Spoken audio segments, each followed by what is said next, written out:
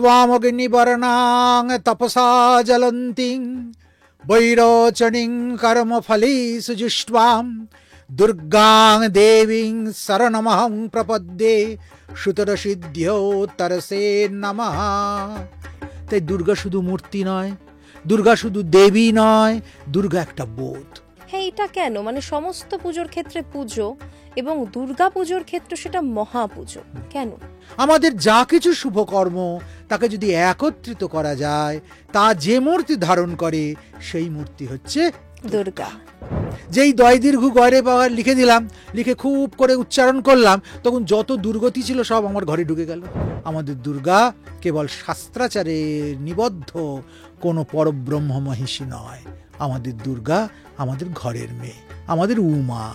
আপনি বললেন যত কিছু পুজো সবই অকাল বোধন। অকাল বোধন, যে পুজো যে সময় করুক না কেন, আমার এই শরীর, আমার এই মন, আমার এই মানসিকতা, আমার এই সংস্কার, এ কার দান? দেবতাদের। যারা দুর্গা পূজা বলিবিহীন করছে তাদের দুর্গা পূজা দুর্গা পূজাই নয়। তার মানে সন্ধি পুজোতে বলি লাগবেই, আপনি যেমনটা বলছেন। অতি অবশ্যই, বলি ব্যতীত সন্ধি পূজা হতে পারে না, পারে না, পারে না।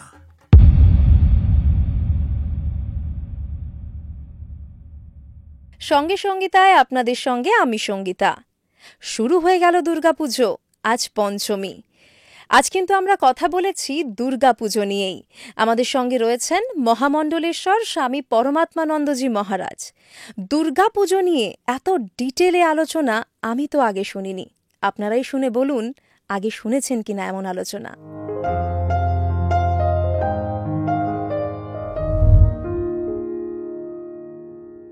মহারাজ, সঙ্গে সঙ্গীতায় আপনাকে স্বাগত। কেমন আছেন বলুন? আছি মায়ের ইচ্ছায়। আজকে শুভ দুর্গা পঞ্চমী, মায়ের চতুর্দিকে পূজা শুরু হবে খানিক বাদ থেকেই, সন্ধে থেকেই মায়ের বোধন। ফলে এখন তো আনন্দে রয়েছি, মাতৃভাবে আবিষ্ট হয়ে রয়েছি। একেবারে পুজোর গন্ধ চারিদিকে, চারিদিকে ঢাক বাজছে, কাঁসর বাজছে। মা খানিক বাদেই বোধনের উদ্বোধিতা হবেন। ফলে এখন তো চারিদিকে শুধু মাই মা। একেবারেই তাই। কিন্তু মা দুর্গা, এই দুর্গা কোথা থেকে এলো? দুর্গা কে? দুর্গা কথার অর্থ কি? অর্থে যাবার আগে আমরা একটু মাকে স্মরণ করি। নমো দেব্যৈ মহাদেব্যৈ শিবায় শততং নমঃ। নমঃ প্রকৃত্যৈ ভদ্রায় নিয়তা প্রণতাস্মতাম। রুদ্রায় নমো নিত্বায় গৌর্যৈ ধাত্রৈ নমো নমঃ। যস্ন্যায় চেন্দিরূপিণ্যৈ সুখায় শততং নমঃ। কল্যাণ্যৈ প্রণতাবৃদ্ধ্यै সিদ্ধ্यै কূর্ম নমো নমঃ। নৈরিত্यै বুভৃতাং লস্मै সর্বান্নৈতে নমো নমঃ। দুর্গাयै দুর্গোপারাयै সারাयै সর্বকারিণ্যৈ খ্যাতৈ তত্রৈব কৃষ্ণাयै ধূম্রাयै শততং নমঃ। দুর্গাকে, দুর্গা কি? এ আমাদের অতি প্রাচীন প্রশ্ন। বহু বহু বছর আগে এই একই প্রশ্ন ঋষিরা করেছেন, চণ্ডীতে করা হয়েছে। যখন মেধস ঋষির আশ্রমে দুজন পথহারা, বিভ্রান্ত, সংসার ক্লান্ত, প্রতারিত, ধ্বস্তপ্রাণ একজন বৈশ্য সমাধি আর একজন রাজা সুরথ, তাদের দেখা হলো। রাজা তার সব হারিয়েছে, তার রাজ্য গেছে, রাজপাট গেছে, তার ক্ষমতা গেছে। আর গেছে কেন? তারই মন্ত্রী তার বিশ্বাসঘাতকতায়, তারই স্ত্রী তার কৃতঘ্নতায়। স্ত্রীর সঙ্গে মন্ত্রীর সম্পর্ক হয়েছে। মহারাজ সুরত রাজ্যচ্যুত হয়েছেন। ভগ্নপ্রাণ মহারাজ জঙ্গলের মধ্যে প্রাণের দায়ে ঘুরে বেড়াচ্ছেন। ওদিকে সমাধি জাতিতে সে বৈশ্য, সেও সব হারিয়েছে। বিরাট তার ব্যবসা ছিল, কত টাকা করি, ধন ঐশ্বর্য, বিজনেসম্যানেদের যেমন হয়, কিন্তু সেও সব হারিয়েছে। সেও মানের দায়, প্রাণের দায় জঙ্গলে আশ্রয় করেছে। দুজনে বিভ্রান্ত হয়ে দুদিকে ঘুরছে, ঘুরতে ঘুরতে হয়তো মায়ের ইচ্ছায় মুখোমুখি হয়েছে। দুজনেই ভগ্নরথ, কাতর। দুজন দুজনকে দেখে জিজ্ঞেস করছে, আচ্ছা ভাই, তুমি এত মুমূর্ষু কেন? তুমি এত বিরস কেন? তোমার এত দুঃখ কিসের? তখন মহারাজা সুরত বলছেন যে আমি তো রাজা, আমি সব হারিয়েছি। কেন হারিয়েছি, কার জন্য হারিয়েছি তাও আমি জানি। যাদের সবচেয়ে বেশি ভালোবেসেছি, যে স্ত্রীকে, যে মন্ত্রীকে, যাকে ভরসা করে জীবনে চলেছি, সেই আমার সঙ্গে বিশ্বাসঘাতকতা করেছে। কিন্তু কি আশ্চর্য দেখো ভাই, সেই তাদের জন্য আজকে এই বনের ভেতর ঘুরতে ঘুরতে মনটা কাঁদছে। যাদের কাছ থেকে জীবনের সবচেয়ে বড় আঘাত পেয়েছি, তাদেরকে একেবারে মন থেকে বাদ দিতে পারছি না। আঘাত পেলাম, কষ্ট হলো, রক্ত ঝরলো, হৃদয়টা রক্তাক্ত হয়ে গেল, তবু তাদের কথাই মনে পড়ছে, আর তাদের কথা মনে পড়েই এত দুঃখ হচ্ছে। সমাধি বলছে, মহারাজ আমারও ঠিক তাই। যে বন্ধু, যে আমার ব্যবসার পার্টনার ছিল, সে আমার সব ধ্বংস করে দিয়েছে। কিন্তু আমার বাড়ি, আমার হস্তিশালা, আমার গাড়ি, আমার আত্মীয়জন, যারা বিপদের দিন আমার পাশে এসে দাঁড়ালো না, এই একা একা নিঃস্বরিক্ত জীবনে জঙ্গলের ভেতর প্রাণের দায় ঘুরতে ঘুরতে আমার কিন্তু বারবার তাদের কথাই মনে পড়ছে। কেন এরকম হচ্ছে? দুজনে কথা বলতে বলতে সামনে দেখছে একটা তপবন, ঋষির একটা কুঠির গিয়ে হাজির হয়েছে। দেখছে একজন ঋষি সেখানে বসে রয়েছেন, পরম শান্তিতে, কি জ্যোতির্ময় তার চেহারা। এরা বলছে, একে জিজ্ঞেস করা যেতে পারে যে আচ্ছা আমাদের কেন এরকম হচ্ছে, যেখান থেকে আঘাত পাই তার কথাই বারবার মনে পড়ে কেন? চলো তো আমরা জিজ্ঞেস করি। জিজ্ঞেস করছেন, ঋষিবর আমাদের এরকম হচ্ছে কেন? এই ঋষির নাম কি? মেধস। মেধস ঋষির আশ্রম। মেধসকে জিজ্ঞেস করছেন যে কেন এরকম হচ্ছে। মেধস উত্তর দিলেন, মহামায়া অনুভাবেনা সংসার স্থিতিকারিণা। বলছে মহামায়ার জন্য এরকম হচ্ছে। মহামায়া বলে একজন দেবী আছেন, তার জন্য তোমাদের মনে এরকম বিকার হচ্ছে। তখন সমাধি প্রশ্ন করছেন, কাহি সা দেবী, এই দেবী কে? এরকম নাম তো শুনিনি, এই দেবী কে? তার উত্তরে মায়ের স্বরূপ বর্ণনা আসছে যে কে তিনি। আমরা যদি এখান থেকে আবার আরও পিছনে চলে যাই, একদম বেদের যুগে, সেখানে শুক্ল যজুর বেদে আমরা দেখব ঋষিরা উচ্চারণ করছেন, ত্বামগ্নিবর্ণাং তপসা জ্বলন্তিং বৈরোচনীং কর্মফলী সুজুষ্টাম দুর্গাং দেবীং শরণমহং প্রপদ্যে সুতরসিদ্ধ্যোত্তরসে নমঃ। এই প্রথম আমরা বৈদিক সাহিত্যে এক দেবীর নাম পেলাম, দুর্গা, যিনি দুর্গা। দুর্গা শব্দের এইটা প্রথম উল্লেখ। সেই অগ্নিবর্ণা তপসা জ্বলন্তি, তপপ্রত যে অগ্নি, সেটাকে যদি ঘনীভূত করা হয় তাহলে মায়ের বর্ণের সমতুল হয়। বৈরোচনীং কর্মফলে সুজুষ্টাম, তিনি বিরোচন অসুরকে বধ করেছেন। কর্মফলে সুজুষ্টাম, কর্মফলের দ্বারা তাকে পাওয়া যায়, এমনি পাওয়া যায় না তাকে, সৎকর্মের দ্বারা তিনি প্রাপণীয়া। দুর্গাং দেবীং শরণমহম প্রপদ্যে, আমরা সেই দেবী দুর্গার শরণে এলাম, আশ্রয় এলাম। সুতরসিদ্ধ তরসে নমঃ, হে মা তোমার চরণে আমাদের প্রণাম, আমাদের আশ্রয় দাও। তাহলে এক কথায় যদি আমরা বলি, তাহলে দুর্গাকে না দুর্গা হচ্ছে আমাদের কর্মফলের ঘনীভূত বিগ্রহা, আমাদের তপস্যার পুঞ্জীভূত রূপ। আমাদের যা কিছু শুভকর্ম তাকে যদি একত্রিত করা যায়, তা যে মূর্তি ধারণ করে সেই মূর্তি হচ্ছে দুর্গা। আবার তার থেকে আরও পেছিয়ে আসি আমরা, একদম আমরা চলে আসি অভিধানে। অভিধান কি বলছে দুর্গাকে? একটা বিষয় খুব কষ্ট হয় যখন দেখি এই দুর্গাপুজোর সময় বহু ব্যানারে লেখা থাকে কীরকম, দয় দীর্ঘ গয়রেপ আকার দুর্গা। কিন্তু হওয়া উচিত কি দয় হর্ষ গয়রেপ আকার। এখন প্রশ্ন হতে পারে হর্ষ ও দীর্ঘের মধ্যে তফাৎ কি আছে? কি তফাৎ আছে? শাস্ত্র বলছেন দৈত্য নাশার্থ বচন দকার পরিকীর্তিতঃ উকার বিঘ্ন নাশস্য বাচক বেদ সম্মত রেফো রোগঘ্ন বচন গশ্চ পাপঘ্ন বাচকঃ ভয় শত্রুঘ্ন বচন চকার পরিকীর্তিত স্মৃতি উক্ত শ্রবানাদ্যৌ অশ্য এতে নশ্যন্তি নিশ্চিতম। সহজ করে বললে কি হয়, দুর্গা শব্দটাকে ভাঙা হয়েছে অভিধানে। বলছে ওই যে দকার, দকার হচ্ছে দৈত্য নাশার্থক। ওই দ শব্দের অর্থ যিনি দৈত্যকে নাশ করেন।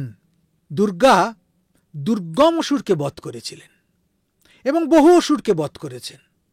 ওই দকারটা ওই অসুর নাশাত্মক, অর্থাৎ আমাদের জীবনের যা কিছু অশুভ, যা কিছু অসুর, যা সুর নয়, সুরে পড়ে না, যেটা যা অশুভ, যা কিছু অজ্ঞানবাচী, যা কিছু রাক্ষসপন্থী, সেইগুলোকে যিনি নাশ করে দেন তিনি দুর্গা, দুর্গতি নাশিনী। তাই দকার হচ্ছে সেই দুর্গতির প্রতীক বা দৈত্যের প্রতীক। তারপরে আছে উকার। এই উ অর্থে কিন্তু হ্রস্ব উ শব্দের অর্থ হচ্ছে অভিধানে বিঘ্ন। তো যখনই আমি দুর্গায় হ্রস্বর বদলে দীর্ঘ দিয়ে দিলাম, আর দীর্ঘ মানে কি বিঘ্ন দাত্রী, মানে পাল্টে যাচ্ছে, একদম উল্টো হয়ে গেল। যেই দয় দীর্ঘ গয়রে পাওয়ার লিখে দিলাম, লিখে খুব করে উচ্চারণ করলাম, তখন যত দুর্গতি ছিল সব আমার ঘরে ঢুকে গেল। অর্থাৎ দয় হর্ষু সব সময় মনে রাখতে হবে, উকারও বিঘ্ন নাশার্থক।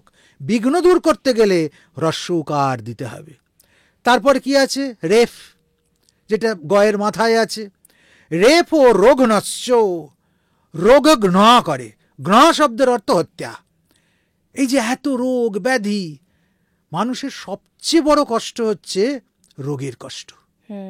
দারিদ্র্যের জ্বালা মানুষ সহ্য করতে পারে, পেটের জ্বালা সহ্য করতে পারে, সব জ্বালা সহ্য করতে পারে, রোগের জ্বালা সহ্য করতে পারে। মুক্তিও তো সহজে পাওয়া যায় না।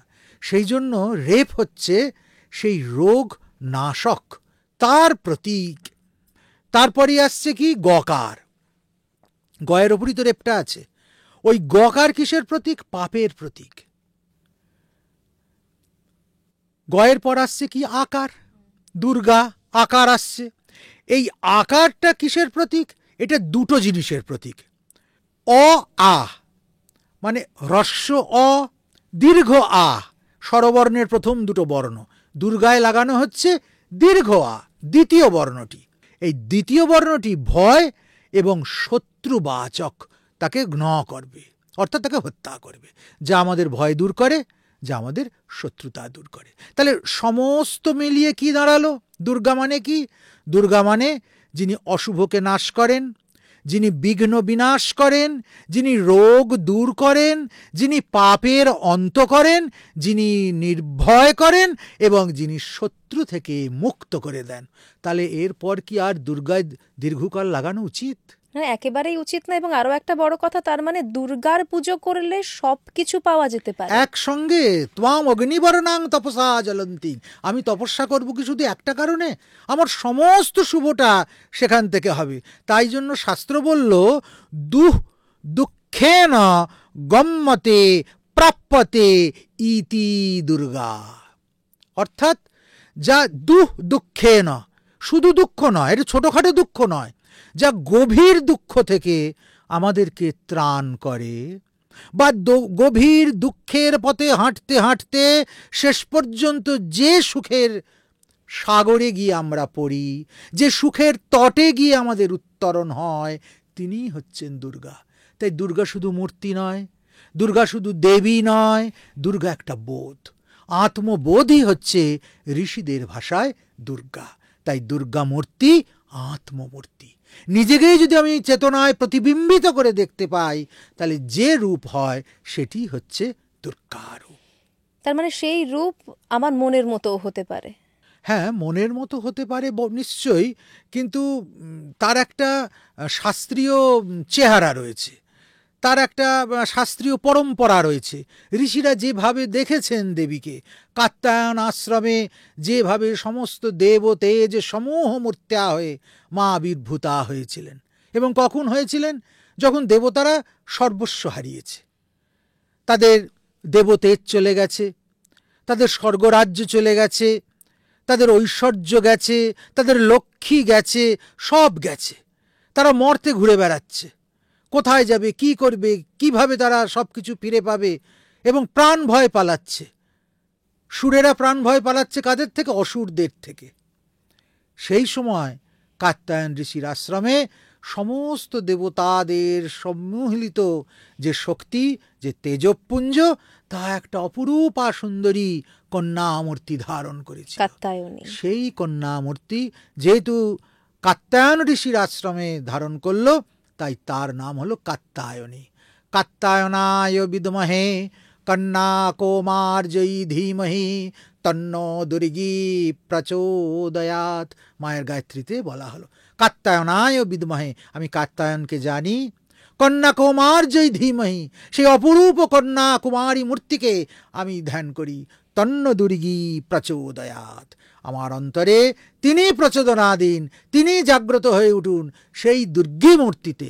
আমি দুর্গা মানে আমরা একটু আগে শুনলাম যে যিনি সমস্ত দুঃখের নাশ করেন, সেই দুঃখ নাশ ও কর্ত্রী হিসেবে তিনি আমার অন্তরে জাগ্রত হন। তাই দুর্গা কেবল একটা দেবতা নন, দেবতানাং যথা দুর্গা, দেবতাদের মধ্যে শ্রেষ্ঠা হচ্ছেন তিনি। কোনো একটা দেবতার সত্তায় তার অস্তিত্ব নয়, সমস্ত দেবগণ শক্তি সমূহ মূর্তিয়া, চণ্ডীতে বলা হলো সমস্ত দেবতাদের দেবতেজ সম্মিলিত হয়ে যা হয় তাই হচ্ছেন আদ্যাশক্তি মহামায়া। আদ্যাশক্তি মহামায়া, তিনিই আদি। কারণ সব যখন মিলে যাচ্ছে একটার মধ্যে এসে, তখন আদি তো তিনিই হচ্ছেন। এই হচ্ছে দুর্গা, এবং তারই পূজার কাল আজকে, তারই বোধন। একৈব সা জগন্মূর্তি দ্বিতীয়া কা মমাপরা, একমাত্র তিনিই আছেন জগতে, দ্বিতীয় আর কিছু নেই। আজ পঞ্চমীতে কেন বোধন হচ্ছে? আমরা সাধারণত দেখে থাকি ষষ্ঠীর দিন হয়। আসলে বোধনটা ষষ্ঠীতেই হচ্ছে। দিনটা পঞ্চমীর হতে পারে, কিন্তু তিথিটা ষষ্ঠী, সন্ধ্যাবেলায় ষষ্ঠী তিথি লেগে যাবে। দুর্গাপূজার অনেকগুলি কল্প আছে। কল্প মানে শুরু করবার দিন। যেমন এর আগে দুর্গাপূজা শুরু হয়ে গেছে কৃষ্ণা নবমীতে, পিতৃপক্ষের নবমী তিথিতে। এই কৃষ্ণা নবমীর যে পূজা, সেটা ওই কৃষ্ণা নবমী, পিতৃপক্ষের কৃষ্ণপক্ষের নবমী থেকে শুরু করে দেবীপক্ষের অর্থাৎ শুক্লপক্ষের নবমী পর্যন্ত চলে। হ্যাঁ, শোভাবাজার রাজবাড়িতে হয়। হ্যাঁ, এরকম আরো বহু রাজরাজাদের বাড়িতে এই পূজাটা হয়। এটি কিন্তু সবচেয়ে বৃহৎ কল্প এবং তান্ত্রিক পরম্পরা। তন্ত্রে এই কৃষ্ণ নবমীর বোধনটাই হচ্ছে, পূজাটাই হচ্ছে মূল পূজা তন্ত্রমতে। কেন, আমি একটু বাদে সেখানে আসছি। যেমন কৃষ্ণ নবমীতে পূজা শুরু হতে পারে, ঠিক তেমনি পুজো শুরু হতে পারে ষষ্ঠীতে, তাকে বলে ষষ্ঠাদি কল্পারম্ভ। পুজো শুরু হতে পারে সপ্তমীতে, তাকে বলে সপ্তম্যাদি কল্পারম্ভ। পুজো শুরু হতে পারে অষ্টমীতে, অষ্টম্যাদি কল্পারম্ভ। পূজা শুরু হতে পারে নবমীতে, কেবল নবমী কল্পারম্ভ, আবার কেবল অষ্টমী কল্পারম্ভ। এতগুলো কল্পে মায়ের পূজা শুরু করা যেতে পারে। বিদেশে তার মানে এর মধ্যেই কোনো একটা পুজো হয়, কারণ ওখানে হয়তো একটা দিনেই পুজো হয়ে গেল কোথাও, হ্যাঁ, সেই নীতি যদি মেনেই হয়তো। নিয়মের সঙ্গে মিলে যায়, তিথির সাথে মিলে যায়, তাহলে তা বলা যাবে। কিন্তু আবার কোথাও কোথাও তাও হয় না, শনি রবিবার দেখে হয়। সেটা ভাবের পুজো, বাঙালির নিজস্ব পুজো। যেখানে বাঙালি সেখানে দুর্গাপূজা, সেখানে কালী মন্দির। এটা বাঙালির ঘরানার সঙ্গে, ঐতিহ্যের সঙ্গে, প্রাণের সঙ্গে যায়। বাঙালির দুর্গা ঠিক নবদুর্গা নয়, পরব্রহ্ম মহিষী নয়, বাঙালির দুর্গা তার ঘরের উমা। এই পার্থক্যটাও আপনার কাছ থেকে একটু জানতে চাইব। এই যে নবরাত্রি চলে, নবরাত্রির দুর্গাপুজো এবং আমাদের এই বাংলার দুর্গা মা তার পুজো, কি পার্থক্য রয়েছে এটাতে? অবাঙালিদের যে নবদুর্গার উপাসনা, সেটা শুরু হয় ওই প্রতিপদ থেকে। শুক্লা প্রতিপদ, দ্বিতীয়া তৃতীয়া করে সেটা চলতে থাকে। আর আমাদের যে দুর্গাপূজা, সেটা শুরু হয় ষষ্ঠীর বোধন থেকে। ষষ্ঠী, সপ্তমী, মহাষ্টমী, মহানবমী করে দশমীর দিন বিসর্জন হয়। আমরা মাকে 4 দিনের জন্য ঘরে নিয়ে আসি। কিন্তু অবাঙালিরা যে পূজা করে সেটা নবশক্তির আরাধনা করে তারা। এই নবশক্তির উল্লেখ চণ্ডীতে আছে। প্রথমং ব্রহ্মচারিণী, এইরকমভাবে একটার পর একটা তিথিতে একটি একটি করে দেবীর পূজা করা হয়। সারা ভারতবর্ষ জুড়ে এই সময়ে যে পূজা হয় তা মূলত নবদুর্গার পূজা। নবদুর্গার রেফারেন্স আমরা চণ্ডীতে পেয়েছি, বিশেষ করে দেবী কবচে। দেবী কবচের তৃতীয়, চতুর্থ এবং পঞ্চম যে শ্লোক, সেখানে আমরা নবদুর্গা সম্পর্কে জানতে পারছি। কি জানতে পারছি? প্রথমং শৈলপুত্রীতি, দ্বিতীয়ং ব্রহ্মচারিণী, তৃতীয়ং চন্দ্রঘণ্টেতি, কুষ্মাণ্ডেতি চতুর্থকম, পঞ্চমং স্কন্ধমাতেতি, ষষ্ঠং কাত্যায়নী তথা, সপ্তমং কালরাত্রিতি, মহাগৌরীতি চাষ্টমম, নবমম সিদ্ধিদাত্রী চ নবদুর্গা প্রকৃতিতা, উক্তান্যেত্যানি নামানি ব্রহ্মণৈব মহাত্মনা। অর্থাৎ প্রথমং শৈলপুত্রীতি, শুক্লা প্রতিপদে যার উপাসনা হয় তিনি হচ্ছেন শৈলপুত্রী। এই শৈলপুত্রীর পূজা পূর্ণ সাত্ত্বিক আচারে করতে হয়। তিনি হিমালয়ের কন্যা, শৈল অর্থাৎ হিমালয়, নগনন্দিনী যাকে আমরা বলছি। প্রথম ঘট বসে এই নগনন্দিনী শৈলপুত্রীর পূজা হয়। যাদের গৃহে শান্তি নেই, যাদের স্বামী স্ত্রীর মধ্যে মিল নেই, যাদের সন্তান বেয়াদব, তারা এই প্রথম দিনের সংকল্প করে যদি শৈলপুত্রীর পূজা করে, শ্বেত পুষ্প দিয়ে, সাদা ফুল দিয়ে, সাদা পদ্ম, সাদা বস্ত্র, লাল পাড় সাদা বস্ত্র, শ্বেত নৈবেদ্য, এই সাদার প্রভাব যেখানে বেশি, এইভাবে যদি শৈলপুত্রীর পূজা করা যায়, তাহলে গৃহে, সংসারে, জীবনে শান্তি আসে। দ্বিতীয়ং ব্রহ্মচারিণী, এমন অনেক সমস্যা আসে গৃহস্থ মানুষের সংসারে। সমস্যার তো অভাব নেই। আর সেই সমস্যা হলে, দুঃখ জ্বালা হলে আমরা কার কাছে যাব? মায়ের কাছে যাব। তাকে গিয়েই আমরা নির্লজ্জের মতো বলতে পারি, রূপং দেহি, জয়ং দেহি, যশ দেহি, দিশো জহি। মা ছাড়া এতটা প্রশ্রয় আর কার কাছে আমরা পাবো? আবদারের জায়গা। হ্যাঁ, তাই বলছেন দ্বিতীয়ং ব্রহ্মচারিণী। যাদের বিভিন্ন সমস্যা, বিশেষত কামজ সমস্যা, প্রণয়মূলক সমস্যা, সম্পর্কের সমস্যা, ভাঙাগড়ার সমস্যা, মানসিক সমস্যা, তারা এই ব্রহ্মচারিণী দেবীর পূজা করুন। দ্বিতীয়ায়, শুক্লা দ্বিতীয়ায় এই ব্রহ্মচারিণীর পূজা করলে মন শান্ত হবে, সংসারে শান্তি আসবে, আমরা পৌঁছে যেতে পারবো আমাদের লক্ষ্যে। মানসিক অশান্তিটা সবচেয়ে বেশি কি ক্ষতি করে? আমাদেরকে লক্ষ্যভ্রষ্ট করে দেয়। সম্পর্কে টানাপোড়েন আমাদেরকে লক্ষ্যে পৌঁছতে দেয় না। আমরা সেটা নিয়ে এত বিভ্রান্ত হয়ে থাকি, ডিপ্রেসড হয়ে থাকি, আমরা আমাদের যাত্রার পথের গতি হারিয়ে ফেলি। আমাদের হাতে যে সময় নেই এ কথা আমরা ভুলে যাই, তুচ্ছ বিষয়ের মধ্যে ব্যাপৃত হয়ে যাই, জড়িয়ে পড়ি। ব্রহ্মচারিণীর পূজা এই শুক্লা দ্বিতীয়াতে যদি করা যায় তাহলে নিশ্চিতভাবে তার উপকার হবে। এবং এই ব্রহ্মচারিণী পূজায় নিবেদন করতে হয় কি, ঘৃত প্রধান অন্ন, হবিষান্ন যাকে বলে, আচ্ছা, হবি সংযুক্ত হবিষান্ন দিয়ে তার পূজা, তার ভোগ। পূজাতে সাত্ত্বিক ফলাদির ব্যবহার, পুষ্পমাল্য, শ্বেত পুষ্পমাল্য ব্রহ্মচারিণীকে নিবেদন, আর সেই সঙ্গে সঙ্গে রুদ্রাক্ষ আর লাল চন্দনের মালা, এই যদি অর্পণ করে সেই প্রসাদী মালা যার নামে সংকল্প করিয়ে পুজো করা হচ্ছে তাকে যদি ধারণ করানো যায়, কোনো তন্ত্রমন্ত্র লাগবে না, কেবল মাতৃকৃপাতে আপনি তার মন সংসারে বসবে, তার লক্ষ্যে স্থির থাকবে। তৃতীয়ং চন্দ্রঘণ্টেতি, বহু মানুষ চন্দ্রের প্রকোপে প্রকুপিত হয়, শ্লেষ্মা, জ্বর, সর্দি, কাশি, দেহরোগ, চন্দ্রঘণ্টার পূজা করতে হয় তৃতীয়াতে। চন্দ্রঘণ্টার পূজা আমাদের রোগ শোক থেকে মুক্ত করে দেয়। কুষ্মাণ্ডেতি চতুর্থকম, কুষ্মাণ্ড, সহজ কথায় কুষ্মাণ্ড কি, চালকুমড়ো।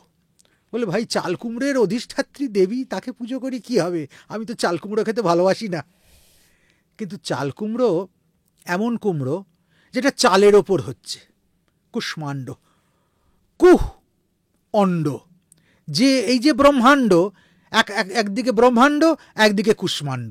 আমরা অনেক সময় কি বলি, অকাল কুষ্মাণ্ড। হ্যাঁ বলি তো। হ্যাঁ, মানে এটাকে একেবারে কোনো কাজেই লাগবে না। আমাদের জীবন অনেক সময় অকাল কুষ্মাণ্ড হয়ে যায়। তা সেই জন্য তাকে দেবীর কাছে বলি দিতে হয়, নিবেদন করতে হয়, সমর্পণ করতে হয়। আমার যা কিছু খারাপ আমি একমাত্র কাকে দেখাতে পারি, নির্ভয়ে। যদি আমি প্রেমিকাকে দেখাই তাহলে সময় মতো সে তার সুযোগ নেবে। যদি আমি পাড়ার দাদাকে দেখাই, রাজনৈতিক নেতাকে দেখাই, ঠিক সময় সে খাটিয়ে উসুল করে নেবে। একমাত্র জগতে একজনকে দেখানো যেতে পারে, সে হচ্ছে মা। মা বলবে, আহ বাবা এই হয়েছে, কাউকে বলিসনি, আমি রক্ষা করছি। তা সেই কুষ্মাণ্ড তো মাকেই দিতে হয়।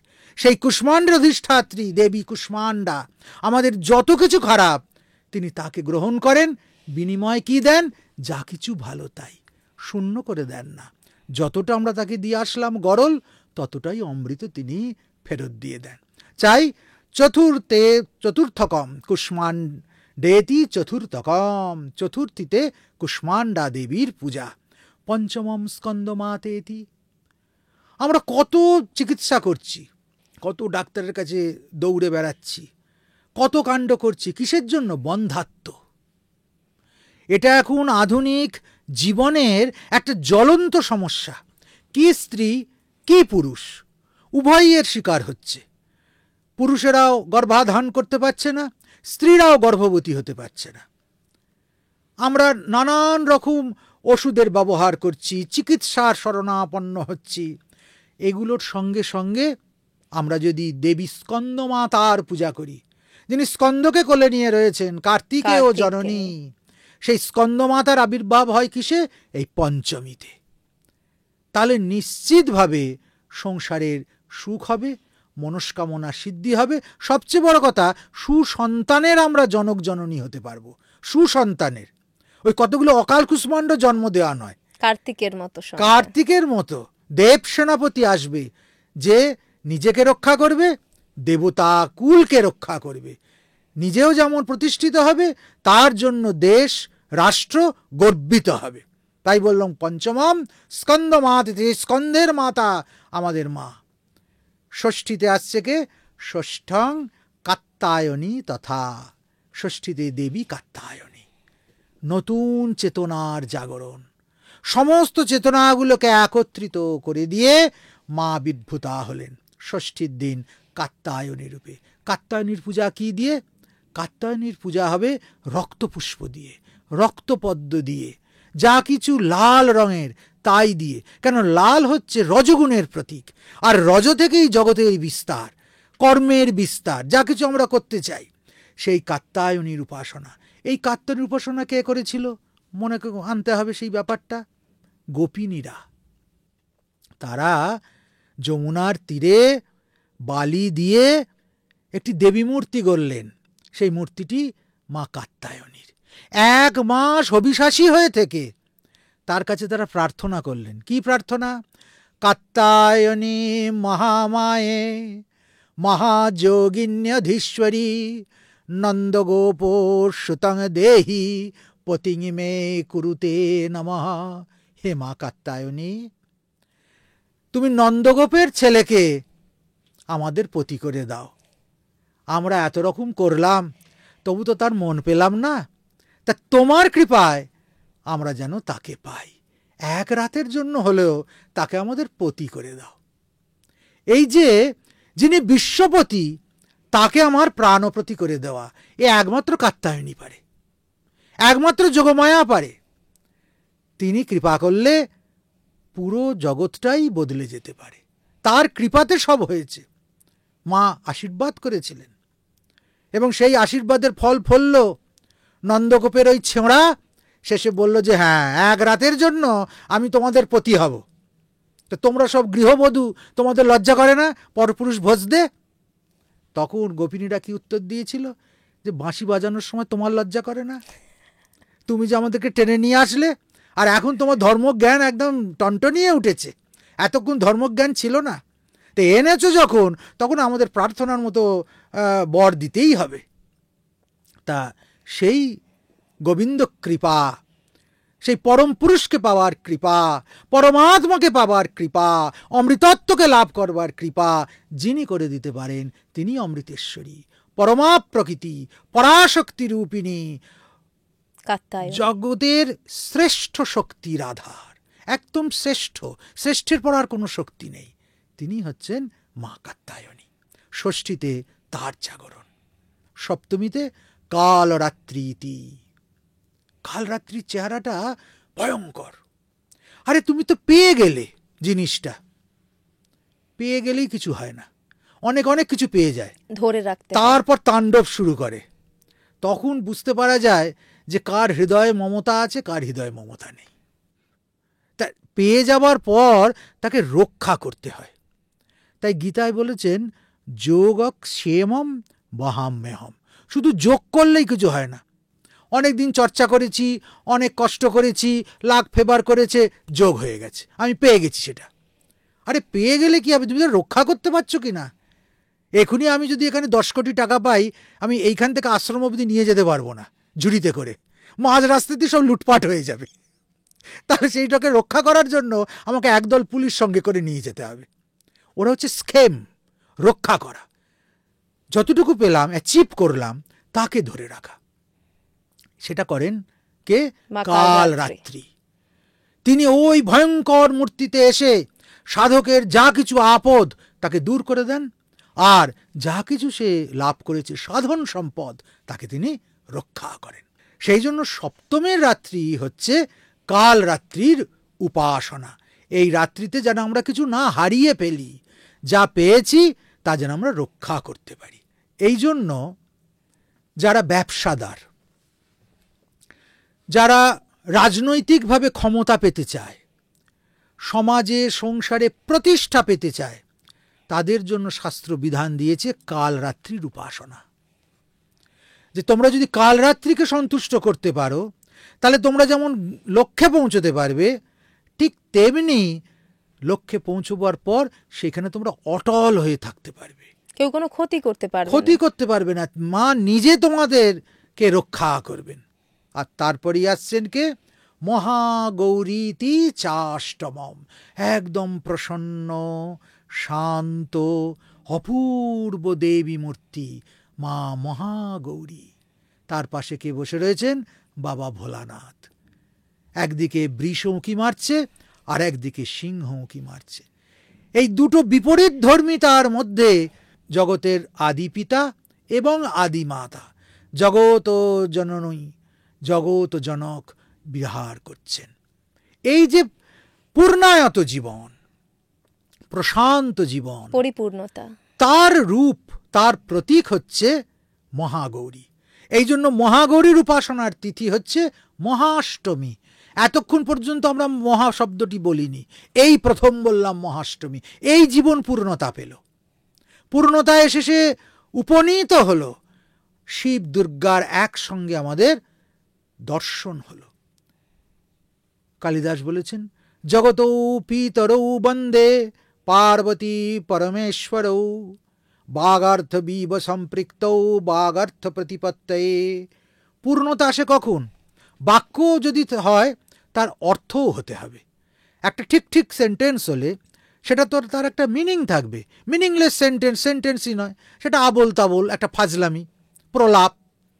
তা প্রলাপ বিলাপের সঙ্গে একটা স্তব স্তুতির তফাৎ কোথায়?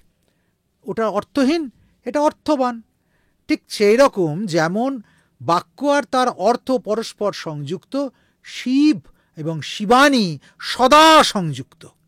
সেই সংযুক্তির চিত্র প্রথম জাগ্রত হয় অষ্টমীতে, মহাষ্টমী। তাই বলছেন মহাগৌরীতি চাষ্টমম, তারপরেই নবমী। নবমং সিদ্ধিদাত্রী চ নবদুর্গা প্রকৃতিতা। এত কাণ্ড হলো, কিন্তু যেই পরীক্ষার রেজাল্ট বেরোলো দেখা গেল দুটো সাবজেক্টে ব্যাক।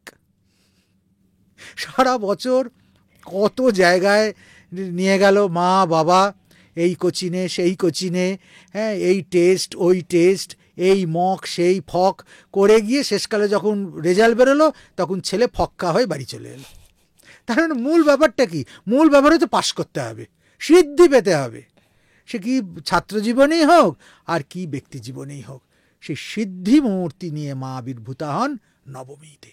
তাই নবমীও মহাতিথি, মহানবমী।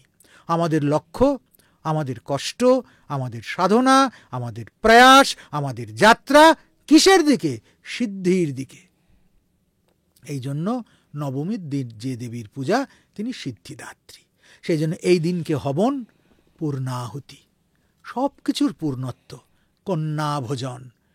যে মাকে এতক্ষণ পর্যন্ত আমি ঘটে পটে দেখছিলাম, সেই মা ছোট্ট মেয়ে হয়ে আমার কাছে এসে গেছেন। কুমারী পুজো হয় তখন তাকে আর মন্ত্র পড়ে নয়, নে মা কি খাবি খা, তার মুখে আমি তুলে দিচ্ছি, তার চরণে আমি পুষ্পাঞ্জলি দিচ্ছি। এতক্ষণ যিনি ছিলেন বাংময়ী, এখন তিনি আমার সামনে চিন্ময়ী, একদম হেঁটে চলে বেড়াচ্ছেন। এইখানেই আমার পূজার পর্যবসান। নবরাত্রির নবদুর্গা পূজার তত্ত্ব এই হচ্ছে মহৎ তত্ত্ব, যা সারা ভারতবর্ষে আমরা পালন করি। কিন্তু আমাদের বাংলায় গল্পটা একটু অন্যরকম, আমরা অন্যরকম ভাবে পূজাটা করি। আমরা তনয়া বিশ্লেষ দুঃখে ভারাক্রান্ত, পিতৃমাতৃ ভবনে তার কন্যার আগমন। এর চেয়ে আনন্দের আর কি হতে পারে? 5 বছর 6 বছর 8 বছরের মেয়েকে বিয়ে দিয়ে দিয়েছি, শ্বশুর ঘর করছে গিয়ে।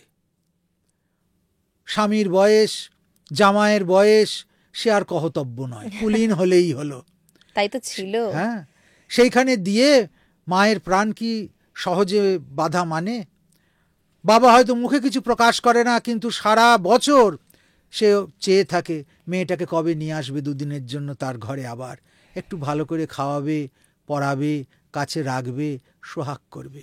সেই সোহাগের উৎসব আমাদের দুর্গার উৎসব, সেই সোহাগের পুজো আমাদের দুর্গার পুজো। আমাদের দুর্গা কেবল শাস্ত্রাচারে নিবদ্ধ কোনো পরব্রহ্ম মহিষী নয়। আমাদের দুর্গা আমাদের ঘরের মেয়ে, আমাদের উমা। সেই উমার দুঃখ, উমার বেদনা আর মা মেনকার আরতি, এই দুটো মিলেমিশে যখন যায়, আর হিমবান ওই রকম অটল পাহাড়ের সঙ্গে তাকে তুলনা করেছে, সেই হিমবানও যখন আর ঠিক থাকতে পারে না, সে লোক পাঠায় যে নিয়ে এসো মেয়েকে, তখন সব মিলেমিশে বাঙালির ঘরে ঘরে যে আনন্দের রোল ওঠে, সেই রোলই হচ্ছে, সেই আনন্দের উৎসবই হচ্ছে দুর্গোৎসব, যার সূত্রপাত ষষ্ঠীর বোধনে। আমরা বাঙালিরা মনে হয় সবকিছুকেই বড় আপন করে নিতে পারি, তাই মা দুর্গাকেও আমরা খুব সহজেই আমাদের ঘরের মেয়ে বানিয়ে নিয়েছি। মা দুর্গাকে আমরা একেবারে ঘরের মেয়ে বানিয়ে নিয়েছি, শুধু তাই নয়, তাকে অকালে ডেকে তুলছি। তাই জন্য এই দুর্গাপুজোর আর এক নাম অকাল বোধন। হ্যাঁ, কেন অকাল বোধন? কেউ বলবে যে রামচন্দ্র এই সময় যুদ্ধ করেছিলেন, তা সেই যুদ্ধের জন্য দেবী চণ্ডীকে আহ্বান করতে হয়েছিল, অকালে আহ্বান হয়েছিল, তাই এটা অকাল বোধন। আমরা তাই সাধারণত জানি। আমরা জানি রামচন্দ্রের যে গল্প আমরা কৃত্তিবাসে পাই, আমরা সেটাই জানি। কিন্তু এটা তো একটা উপাখ্যান, এর নেপথ্যে অন্তরালে এর একটা সাধন বিজ্ঞান আছে। দুর্গাপুজো হচ্ছে কখন? এখন যে সময়টা, এই আশ্বিন মাস, এই আশ্বিন মাসকে বলা হয় যম দংষ্ট্রা, যমের দাঁত। তো এমনি যমের সঙ্গে দেখা হলে সেটা খুব মধুর হয় না, তারপরে যমের দাঁতের মধ্যে ঢুকে গেলে বেঁচে ফিরে আসা খুব মুশকিল। এই আশ্বিনে বর্ষার উপরান্ত সময়ে প্রচুর রোগ ব্যাধি হয়, যে রোগগুলো মারণ, জলবাহিত। আর আগেকার দিনে তো সিল বোতলও ছিল না, ট্যাপ ওয়াটারও ছিল না, নদী নালা ভেসে গেছে, বন্যা হয়েছে, তারপর আস্তে আস্তে এই সময় বন্যার জল সরছে, সব দূষিত, ঘরে ঘরে ওলাউঠো, কলেরা, মানুষ পেটের রোগে, জলবাহিত রোগে পটপট করে মরে যাচ্ছে, তখন তো বসন্ত, গ্রামকে গ্রাম মরে যাচ্ছে। তারই মধ্যে এই মহাশক্তির উপাসনা, যার জন্য ঋষিরা এই আশ্বিনের নাম দিয়েছে যম দ্রংষ্টা, যে আশ্বিনের যমের কামড় যদি একবার পরে ও বেঁচে ফিরে আসতে হবে না। এই জন্য এই সময় আমরা বেশি মাতৃমুখী। এটা দক্ষিণায়নের কাল, অয়ন দুটি, উত্তরায়ণ দক্ষিণায়ন। দক্ষিণায়নে দেবতারা ঘুমোয়, উত্তরায়ণে দেবতারা জেগে থাকে, যার জন্য মহামতি ভীষ্ম উত্তরায়ণের অপেক্ষা করেছিলেন যে আমি দক্ষিণায়নে প্রাণ ত্যাগ করব না, উত্তরায়ণের সময় করব, তখন দেবতারা জেগে রয়েছেন, তাদের সামনে আমি প্রাণ ত্যাগ করব। ওই সময় যদি প্রাণ যায় তাহলে সহজে স্বর্গগতি হবে। একে তন্ত্রে দুটি কাল বলে চিহ্নিত করা হয়েছে, একটা হচ্ছে স্বাপকাল, একটা হচ্ছে প্রবোধকাল। স্বাপকাল বামবাহু প্রবোধ দক্ষিণাবহ, তন্ত্র বলল। তার মানেটা কি? বলছে কেবলমাত্র ওই যে 6 মাস করে যে অয়ন দুটো হলো, দক্ষিণায়ন এবং উত্তরায়ণ, এটাই মূল নয়। আমাদের শরীরের ভেতর অয়ন আছে। তন্ত্র তো দেহতাত্ত্বিক, সেই শরীরের অয়ন কখন? শ্বাসে, শ্বাসের গতিতেই শরীরের অয়ন হয়। বলছে যখন বাঁ নাক দিয়ে শ্বাস বইছে, বাম নাক দিয়ে, তখন হচ্ছে স্বাপকাল, অর্থাৎ দক্ষিণায়ন। আর যখন দক্ষিণ নাসা দিয়ে শ্বাস বইছে তখন হচ্ছে প্রবোধকাল, উত্তরায়ণ। বাঁ নাক দিয়ে যখন শ্বাস বইছে স্বাপকালে, তখন ভালো কিছু হয় না, ভালো কাজ শুরু করা যায় না, ভালো কর্ম হয় না, ভালো ফল হয় না, মনের গতি ভালো থাকে না, মানুষ ভালো কাজ করলেও তার ভালো ফল সে পায় না, ভালো ডিসিশন সে নিতে পারে না। কিন্তু যখন দক্ষিণ নাসা দিয়ে শ্বাস বইছে তখন জপ ধ্যান ভালো হয়, বুদ্ধি টুদ্ধি স্থির হয়, ভালো ভালো সে কথা বলে, মিষ্টি করে ব্যবহার করে, যা চাইবে স্বামী তাই রান্না করে দেবে, কত সোহাগ করবে, ছেলেপুলে ভালো করে পড়াশুনো করবে, মানুষের সদ্গুণের বিকাশ হয়।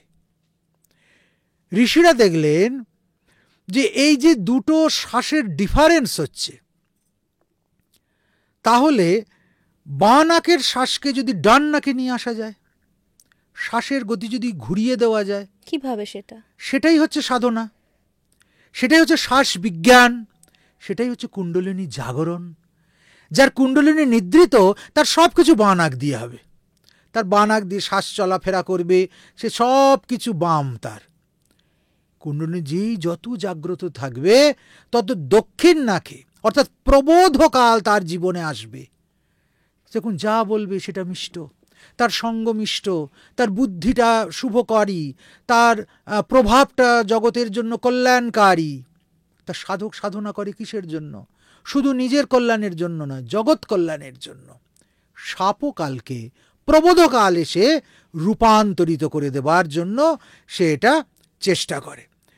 এই যে কুণ্ডলিনীর যে জাগরণ, এই কুণ্ডলিনীর জাগরণ এখন কবে আমার জীবনে দক্ষিণ নাকে বায়ু বইবে, তবে আমি ভালো কথা ভাববো আর ভালো কাজ করব, তার আগে পর্যন্ত আমি যা তা করে যাব, তা তো হয় না।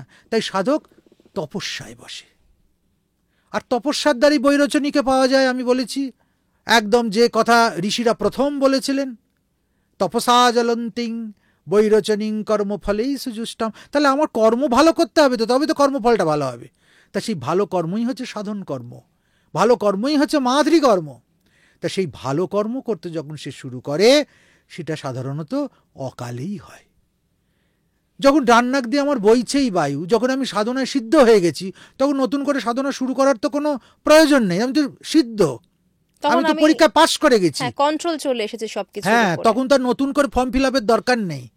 তার মানে যত কিছু পূজা সবই কিন্তু অকাল বোধন, অকালেই শুরু হয়। আমি খারাপ আছি, আমি তাকে পাইনি, আমি তাকে জানিনি বলেই তো আমি তাকে পাবার, জানবার, তার সঙ্গে একাকার হবার চেষ্টা করছি। আপনি বললেন যত কিছু পুজো সবই অকাল বোধন। অকাল বোধন, যে পুজো যে সময় করুক না কেন, তিনি যদি উদ্বোধিত হয়েই যাবেন, তাহলে আর তাকে পুজো করবার প্রয়োজন কি? তিনি তো জেগেই গেছেন, জাগ্রতকে তো আর জাগায় না। তাহলে এই জাগরণটা কার? এবার যদি আমি বলি যে আদৌ মা দুর্গার জাগরণ? না, সাধকের আত্মজাগরণ। সে নিজেকে জাগাতে চায়, সাপকাল থেকে প্রবোধকালে যেতে চায়। এটি হচ্ছে ষষ্ঠীর বোধন। আর সায়ান্নে সেই বোধন হয়। জাগে তো অন্ধকার থেকেই তো আলো বেরিয়ে আসে, তাই জন্য সন্ধ্যাকালে বোধনের বিধান দেওয়া হয়েছে। কেবল কৃষ্ণা নবমীর বোধন হয় সকালবেলায়। ওটা আবার আরেকটি অন্য তত্ত্ব আমরা দেখতে পাই। আর একটা ব্যাপার মনে রাখতে হবে, কৃষ্ণ নবমীর ওই যে বোধনটা হচ্ছে, যেটা সবচেয়ে বড় কল্প, সেই বোধনটা হচ্ছে কোন সময়? সেই বোধনটা হচ্ছে পিতৃপক্ষে। এটা অত্যন্ত ইম্পর্টেন্ট। আমরা যে পিতৃপক্ষকে এত অশুভ সময় বলে মনে করি, আদৌ তা নয়।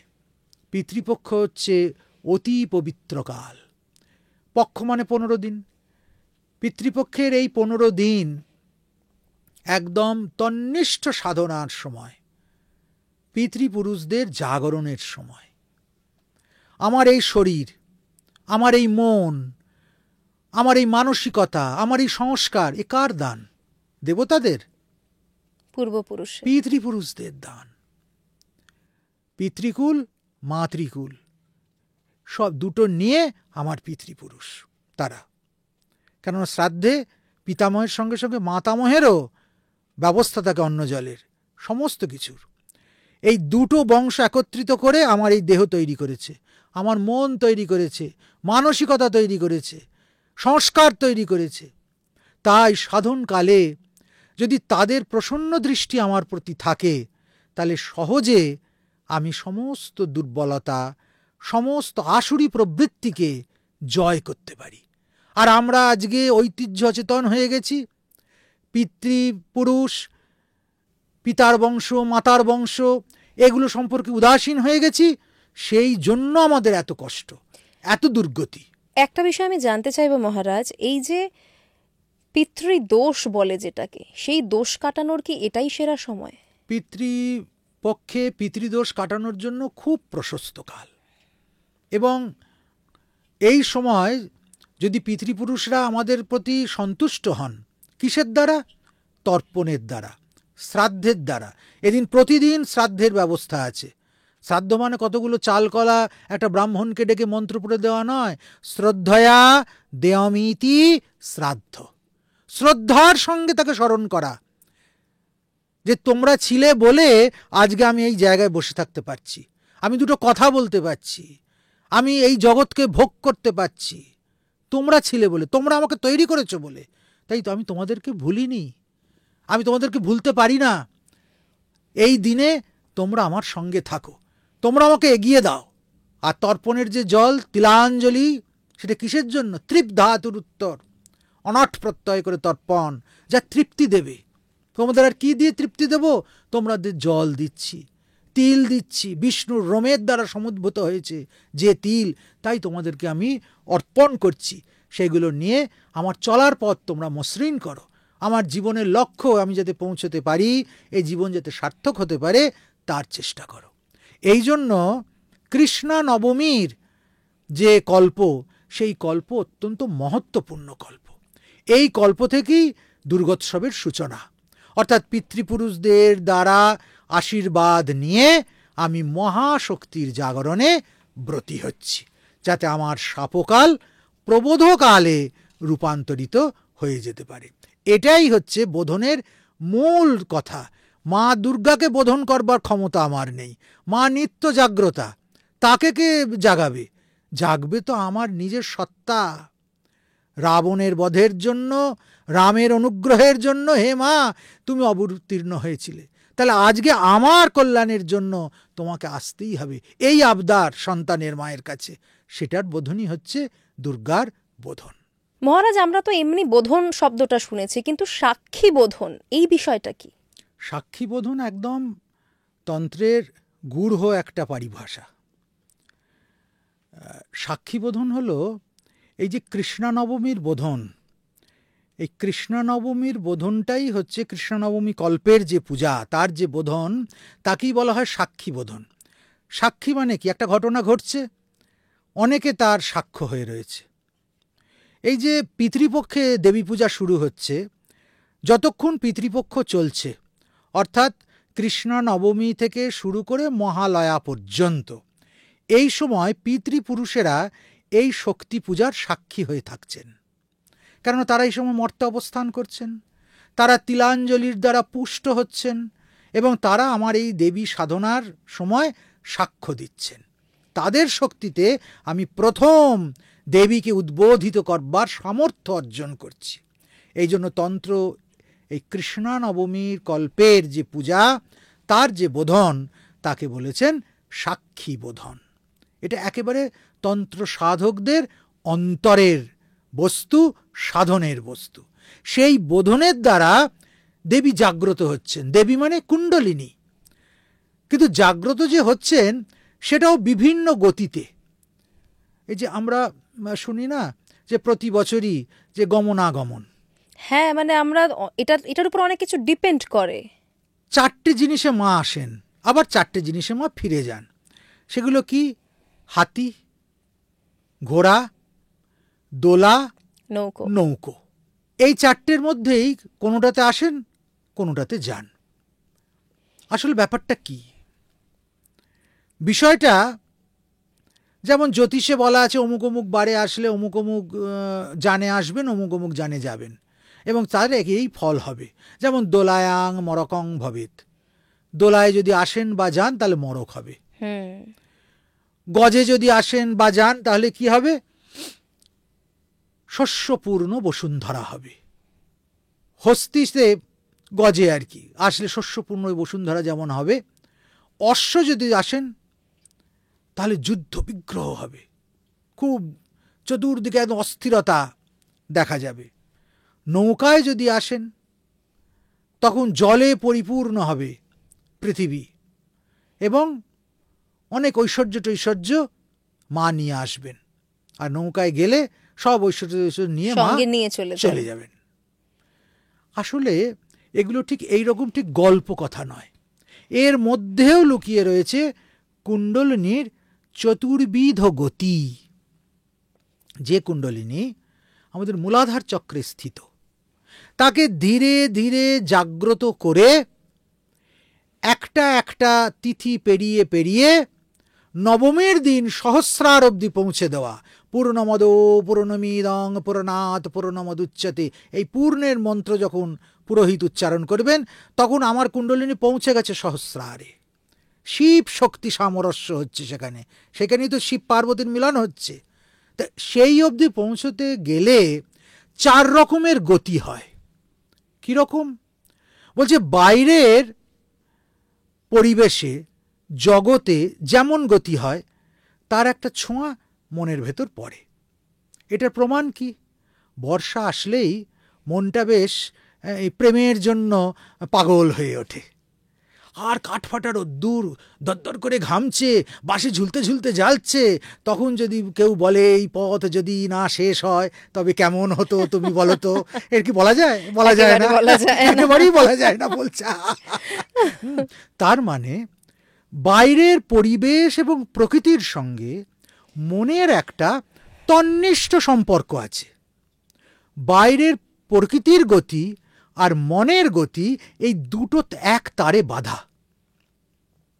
বাইরের পরিবেশ অনুযায়ী মনের পরিবেশ নিয়ন্ত্রণ হয়।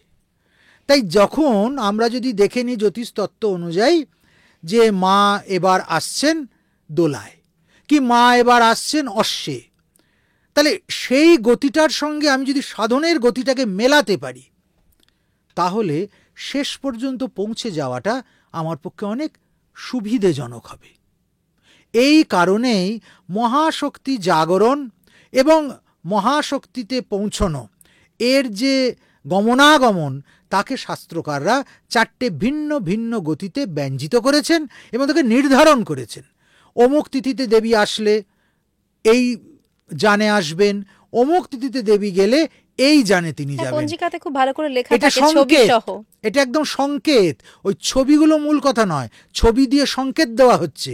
অতএব তুমি সাধন সিদ্ধ বা সাধনায় সিদ্ধি লাভ করতে চাইছো, তুমি এইভাবে প্রাণায়াম করো, এইভাবে ভজন করো, এইভাবে যোগাভ্যাস করো, এইভাবে পূজার ডালি সাজাও, তুমি সহজে পূজায় সিদ্ধি পাবে। ঋষিদের কোনো কিছু অপ্রাসঙ্গিক নয়, চিন্তার বাইরে তারা কোনো কিছু করেনি, প্রতিটি কিছু তারা সুচিন্তিতভাবে করেছেন, নির্দিষ্ট উপায়ের জন্য করেছেন। এটিই হচ্ছে সবচেয়ে বড় দেবী পূজার সাধন সংকেত। মা এবার কিসে এলেন? গজে। গজে চ জলদা দেবী শস্যপূর্ণা বসুন্ধরা, শাস্ত্র বলল। দেবী যে বছর গজে আসেন সে বছর পর্যাপ্ত বৃষ্টিপাত হয়, ধরণী শস্যপূর্ণা হয়, চারিদিকে সুবাতাস শীতলতা বিরাজ করে। কিন্তু এবার মা যাচ্ছেন দোলায়। মড়ক। দোলায়াং মড়কং ভবেত। দোলায় মড়ক, অর্থাৎ রাষ্ট্রীয়ভাবে পরিস্থিতি উদ্বেগজনক হতে পারে, নানানভাবে প্রাণহানির সম্ভাবনা তৈরি হতে পারে, বিপ্লব হতে পারে, পারস্পরিক সম্পর্ক, সেটা সামাজিক বা রাজনৈতিক, তার অবনতি হতে পারে। এই জাতীয় পূর্বাভাস আমরা জ্যোতিষতত্ত্বের দিক থেকে এবছরের জন্য পাচ্ছি। আর কত, সারা বছরটাই তো এভাবে কেটে গেল, এবার মা যাওয়ার পর আরো বাড়বে। আসলে এই বছরটা 2025 অত্যন্ত একটা গুরুত্বপূর্ণ বছর, এবং এই বছরের যে গ্রহ সন্নিবেশ, সেই গ্রহ সন্নিবেশে সারা বছরটাই উত্তাল থাকবে, এবং যত শেষের দিকে যাবে এই উত্তালতা, এই রক্তপাত, হানাহানি, এগুলো কিন্তু বাড়তে থাকবে। 26-এর মাঝামাঝি গিয়ে পরিস্থিতি অনেকটা শান্ত হবে, আয়ত্তের মধ্যে আসবে। তা আমরা যে কথা বলছিলাম যে মায়ের এই যে গমনাগমন, এই গমনাগমন নির্ভর করে যেমন দিনের ওপর, ঠিক তেমনি এই দিনে আমরা বোধনও দেখতে পাই যে ষষ্ঠীতে বোধন হচ্ছে, এবং সেই ষষ্ঠীর বোধন হয় কোথায়? ষষ্ঠীর বোধন হয় বিল্ল বৃক্ষমূলে। খুব সুন্দর গান আছে, বিল্ল বৃক্ষমূলে পাতিয়া বোধন, গণেশের কল্যাণে গৌরীর আগমন। স্বামীজির খুব প্রিয় গান ছিল। বেলুড় মঠে এখনও ওই বোধনের সময় এই গান গাওয়া হয়, এবং আমাদের আশ্রম টাশ্রমগুলোতে আমরা চেষ্টা করি বোধনের সময় আরও 5টা আগমনীর সঙ্গে এটাও যেন থাকে। বেলতলায় মায়ের বোধন করতে হয়, বিল্ল বৃক্ষমূলে কেন? বট বৃক্ষমূলে করলেও হয়, কেন বেলতলা? হ্যাঁ, অশ্বত্থ বৃক্ষমূলে করলেও হয়, কিন্তু বেলতলা কেন? আসলে তন্ত্র বলছে যে দক্ষিণায়ন কালে বিল্ল বৃক্ষ মূলে শিব দুর্গা শয়ন করে থাকেন, আর আমরা বোধনে তাদেরকে জাগ্রত করছি। তাহলে যে যেখানে শয়ন করে আছে, জাগ্রত করতে গেলে তো আমাকে তো সেইখানে যেতে হবে। এই জন্য এলো বেলগাছের অনুষঙ্গ, বিল্ল বৃক্ষের অনুষঙ্গ। এখানে বিল্ল বৃক্ষটা কিসের প্রতীক? এখানে আরেকটি মজা আছে, এখানে এই বিল্ল বৃক্ষটা আমাদের মেরুদণ্ডের প্রতীক। এই মেরুদণ্ডের ভিতরেই যোগীরা বলেন নাড়িগুলো সন্নিবেশিত হয়ে রয়েছে, ইরা, পিঙ্গলা, সুষুম্না। এবং তারা বিন্যস্ত হয়ে রয়েছে কিসে? ষটচক্রে। ষটচক্র ভেদ করে কুণ্ডলিনীকে পৌঁছতে হয় সহস্রারে, একদম মূলাধার পদ্ম থেকে শুরু করে সহস্রার চক্র পর্যন্ত। আসলে বিল্ববৃক্ষমূলে বোধনের তাৎপর্য হচ্ছে এটাই যে আমরা কুণ্ডলিনী ক্রম জাগরণের মধ্যে দিয়ে ষষ্ঠী থেকে নবমী পর্যন্ত পৌঁছই। অর্থাৎ এই প্রতিটা দিন স্তরে স্তরে একটা থেকে আরেকটা পদ্মে উত্তরণের কাল, সাধনের কাল। সেই জন্যই বিল্ববৃক্ষকে এখানে প্রতিকায়িত করা হয়েছে। শুধু তাই নয়, নবপত্রিকার মধ্যেও কিন্তু ওই বেল ডাল দেবার একটা বিধান আছে। এখানেই এবার যাব, কারণ আমরা এতক্ষণ বোধন নিয়ে কথা বললাম, ষষ্ঠী নিয়ে কথা হলো, এবার সপ্তমীর দিকে যাই। কলা বউ নবপত্রিকা সত্যি কি গণেশের বউ? এটা একদম ভুল ধারণা। শুধু ভুল ধারণা নয়, অশ্লীল ধারণা। বরং গণেশের মা বলা উচিত।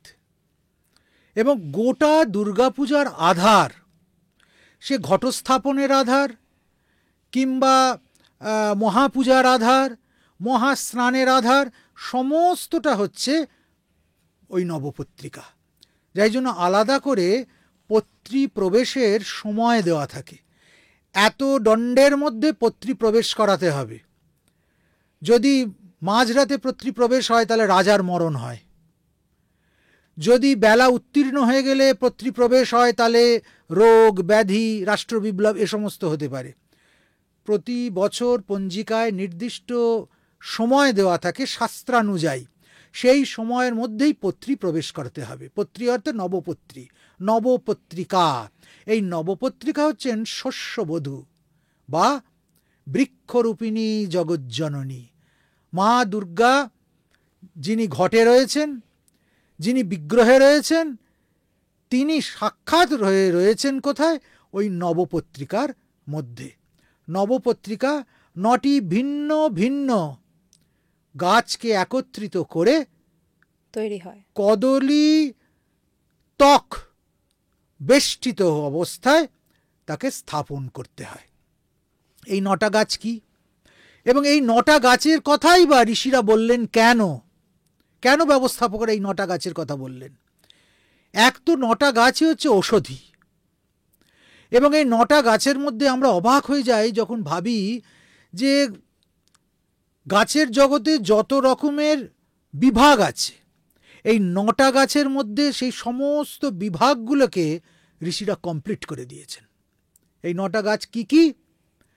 কদলী, কচু, হরিদ্রা, জয়ন্তী, বিল্ব, দারিম্ব, অশোক, মান এবং ধান্য। আসলে এই 9টা গাছ কিছুই নয়। এই 9টা গাছ আমাদের সাধনায় সিদ্ধি লাভের 9টা স্তর, কুণ্ডলিনী জাগরণের 9টা মাধ্যম, আত্ম সাক্ষাৎকারের 9টি উদ্ঘোষণ। কেমন করে? পত্র মানে কি? নবপত্রী, বা আমরা ছোট্ট করে বলছিলাম পত্রী প্রবেশ। পত্র মানে কি? পাতা না, পত্র মানে হচ্ছে পতনাৎ ত্রায়তে ইতি পত্রম। যা আমাদের পতন থেকে রোধ করে তাই হচ্ছে পত্রী, পত্র। আমাদের পতন হয় কি থেকে? কাম, ক্রোধ, লোভ, মোহ, মদ, মাৎসর্য। তাহলে এমন কিছু পরম্পরা আছে বা এমন কতগুলো স্তর আছে, সেগুলোকে পেরিয়ে পেরিয়ে পেরিয়ে পেরিয়ে যদি আমি যাই তাহলে আমার আর পতন হবে না। তাই বলল পতনাৎ ত্রায়তে ইতি পত্রম। এই 9টি পত্রের উপাসনা যদি তুমি করো তাহলে তুমি পতন থেকে রক্ষা পাবে। তা সেই পতনগুলো কীরকম বা কেমন করেই বা আমরা রক্ষা পাব? নবপত্রীর প্রথম পত্রী কি? কদলী, কলা গাছ, একদম দৃশ্যমান। কলা গাছটা তো আমরা সবাই দেখতে পাই। কদলী মানেটা কি? কং দলতি ইতি কদলী। কি সুন্দর শাস্ত্র তার ব্যাখ্যা করল। অর্থাৎ কং মানে হচ্ছে কারণ বাড়ি। কারণ বাড়ি মানে কিন্তু এখানে মদ্য নয়, এখানে কারণ বাড়ি হচ্ছে কামনাময় জগৎ, কামনাময় যে জগৎ, এটি হচ্ছে কদলী বৃক্ষের দ্বারা ব্যঞ্জিত হচ্ছে। চতুর্দিকে জগৎ চোখ খুলে তাকালে আমরা কি দেখতে পাই? কামনার এক একটা রূপ, কোনোটা ভালো, কোনোটা মন্দ, কোনোটা আমার প্রিয়, কোনোটা আমার অপ্রিয়। এই যে বিবৃত জগৎ, যে জগৎটা আমাকে প্রতি মুহূর্তে তার দিকে আকর্ষণ করছে, জগতের ডাকে আমরা প্রতি মুহূর্তে প্রতিক্ষণে সাড়া দিচ্ছি, আর সাড়া দিচ্ছি বলেই আমার ভেতরের জগৎটার ডাক আমি শুনতে পাচ্ছি না, সেদিকে তো খেয়ালই পরা থাকছে না। জগতের দিকে আমি যেতে পাচ্ছি না। সহজ কথায় এই জগৎ নিয়ে আমি এত ব্যাপৃত, কোথায় পরা জগৎ আছে, নিত্য জগৎ আছে, নিত্য বৈকুণ্ঠ, নিত্য কৈলাস, সেখানে আমার মন যাচ্ছে না। সেই কং দলতি, সেই কং, সেই কারণ, সেই দৃশ্যমান জগৎ থেকে যিনি আমাদেরকে তার দিকে টেনে নেন, তিনি হচ্ছেন কদলী। অর্থাৎ প্রথম চেতনার জাগরণ হয় তখন যখন আমি মনে করি হেথা নয়, হেথা নয়, অন্য কোথা, অন্য কোনোখানে, এখানে আমার ঠিক হচ্ছে না, এর বাইরে একটা কিছু আছে, আমার তাকে পেতে হবে, তাকে জানতে হবে, তাকে জানাটাই জীবনের জানা। এইখান থেকে আধ্যাত্মিকতার শুরু, এইখান থেকে আমাদের আধ্যাত্মিক যাত্রার শুরু হয়। আর যারা বলছে না এইটাই সব, তাদের মধ্যে কোনো আধ্যাত্মিক জিজ্ঞাসা নেই, তাদের কোনো যাত্রা নেই। সেজন্য প্রথম বৃক্ষ হচ্ছে কদলী বৃক্ষ। আর এই কামনাময় যে জগৎ, এই কামনাময় জগতের স্বরূপ কি? বলছে এই কামনাময় জগতের স্বরূপ হচ্ছে বিষ্ণু। যার জন্য বিষ্ণু কিসের দেবতা? স্থিতির দেবতা। কিরকম? কদলীর স্তব করছেন ঋষিরা, কি বলছেন? কদলী তরু সংস্থাসি বিষ্ণুর বক্ষ স্থলাশ্রয়ে। হে মা, তুমি এই কদলী তরু রূপে বিষ্ণু বক্ষে বিরাজ করছ, অর্থাৎ স্থিতি শক্তিতে তুমি অবস্থান করছো। তুমি আছো বলে এই জগৎকে আমি দেখতে পাচ্ছি, মাতৃময় করে দেখতে চাই আমি এই জগৎকে। এই জগৎকে আমি এতক্ষণ দেখছিলাম কিসের দৃষ্টিতে? কামনার দৃষ্টিতে। সেই দৃষ্টিতে দেখে জগৎ থেকে শুধুই আঘাত খাচ্ছি। এবার আমি মাতৃময় করে দেখব। এই প্রথম সাধকের যাত্রা শুরু হয়ে গেল। কামনাময় বিষ্ণু অর্থাৎ কদলী তরু থেকে আমরা পৌঁছে যাচ্ছি কোথায়? দ্বিতীয় পত্রে। দ্বিতীয় পত্র কি? কচু। কচু গাছের মধ্যে দিয়ে বা কচুর মধ্যে দিয়ে কি ব্যঞ্জিত হচ্ছে? কচ্ছি ত্বং স্থাবরাস্থাসি সর্বসিদ্ধি প্রদায়িনী। কচি বা কচু বা কচ্চি বলে যাকে বলা হচ্ছে, তা হচ্ছে আমাদের স্থাবর সম্পদ। এই স্থাবর সম্পদ কি? বলছে স্থাবর সম্পদ মানুষ তখনই বলে চিহ্নিত করে যখন সে বন্ধনের মধ্যে পড়ে। যার বন্ধন নেই তার আবার স্থাবর অস্থাবর কি? কিন্তু আমরা তো সবসময় স্থাবর সম্পদ কি, অস্থাবর সম্পদ কি, এই নিয়ে আমরা আলোচনা করছি, হিসেব নিকেশ করছি, জ্ঞানে অজ্ঞানে। কচু হচ্ছে সেই স্থাবরের প্রতীক। গতি শুরু হলেই গতির মধ্যে স্থবিরতা এসে যেতে চায়, গতি নিজেকে নিজের জালে বেঁধে ফেলতে চায়। আমরা সংসার পাতলেই কাউকে কাউকে চিহ্নিত করে ফেলি সেখান থেকে, যে এ আমার নয়, আমার আপনার লোক, আমার পরের লোক। প্রথমে এই বিচারটা আসে মানুষের। তার স্বরূপ হচ্ছে ওই কচু গাছ। কচু গাছ হলো এই বোধের প্রতীক রূপে। এবং যখনই আমরা এই স্থাবরতার মধ্যে চলে যাই তখন কি হয়? শাস্ত্র খুব সুন্দর একটা উদাহরণ দিয়েছে। বলছে যেমন উর্না এবং উর্ণনাভ। উর্ণনাভ কাকে বলে? মাকড়সা। আর উর্না কি? তার জাল। এই জালটা কোথায় থাকে? মাকড়সার পেটের ভেতর। কিন্তু মাকড়সা কি করে? পেটের ভেতর থেকে জালটাকে বাইরে বার করে লালার মধ্যে দিয়ে, তারপর সেই জালের মধ্যেই সে আশ্রয় নেয়। আরে বাবা, যে স্থাবর করে যে সম্পত্তিটাকে তুমি চিহ্নিত করছো, এটা কোথায় ছিল? এটা তোমার মনের ভেতরে ছিল। কালকেই তোমার চোখ বোঝা হয়ে যাবে, ওই স্থাবর সম্পত্তি অন্যের হয়ে যাবে। আর আমরা ওটাতেই বদ্ধ হয়ে যাই। এটা আমার বাড়ি, এটা আমার গাড়ি, এটা আমার বউ, এটা আমার মেয়ে, এটা আমার ছেলে, এটা আমি, এটাও তুমি, এই করতে থাকি। ঠিক উড়নার মতো স্বভাব না, মাকড়সার মতো, তার নিজের জালে সে নিজেই ধরা পড়ে সারাটা জীবন কাটিয়ে দেয়। ওই জালটাই তার আশ্রয়ের স্বরূপ বটে, আবার ওই জালটা তার মৃত্যুরও স্বরূপ বটে। সে এত জাল বনে বলেই কিন্তু মাকড়সা জালে ধরা পড়ে শেষ পর্যন্ত মরে। ওই জালের জন্যই লোক তাকে মারে। এই হচ্ছে দ্বিতীয় স্তর গতির। প্রথম গতি শুরু হলো কদলী বৃক্ষ দিয়ে, তারপরেই এসে গেল কচু। এই কচুর স্থাবরতাকে পেরিয়ে আমরা তারপরে চলে যাচ্ছি কোথায়? তৃতীয় স্তর বা তৃতীয় পত্রীতে। তৃতীয় পত্রী কি? হরিদ্রা। শাস্ত্র তাকে কি বলল? হরিদ্রে হররূপাসি শঙ্করস্য সদা প্রিয়ে। হরিদ্রা বৃক্ষের গুরুত্ব কি বা বৈশিষ্ট্য কি? বলছে হরিদ্রা হররূপা, শিবরূপ। হরি মানে কি? যেমন শিব, ঠিক তেমনি হরি মানে ইন্দ্র, যার জন্য হলুদ চোখ, তাকে বলা হয় হরযক্ষ। আর হরযক্ষ হচ্ছে সিংহ, সিংহের চোখটা হলুদ। এই যে হরিরূপা বা ইন্দ্ররূপ, এই ইন্দ্রের রূপটা কি? ইন্দ্রের রূপটা বোঝা যায় তার বাহনের মধ্যে দিয়ে। ইন্দ্রের বাহন কে? ঘোড়া, উচ্চৈশ্রবা, যেটা তিনি ভগবানকে দিয়েছিলেন। এই ঘোড়ার যে গতি তাকে বলা হয় দ্রু সংস্কৃতে। এই হরিদ্রার যে দয়রফলাটা, এটা ওই দ্রু গতি থেকে আসছে। অর্থাৎ হরিদ্রা বৃক্ষটা এমন যা আমাদেরকে গতিমান করে। গতিমান করে কি? স্থাবরতা থেকে গতিমান কে করে?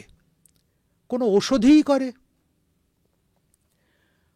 যখন আমরা স্থবির হয়ে পড়ি, সেখান থেকে আমাদের তুলতে গেলে আমাদের বাইরে থেকে কিছু ইনজেক্ট করতে হয়।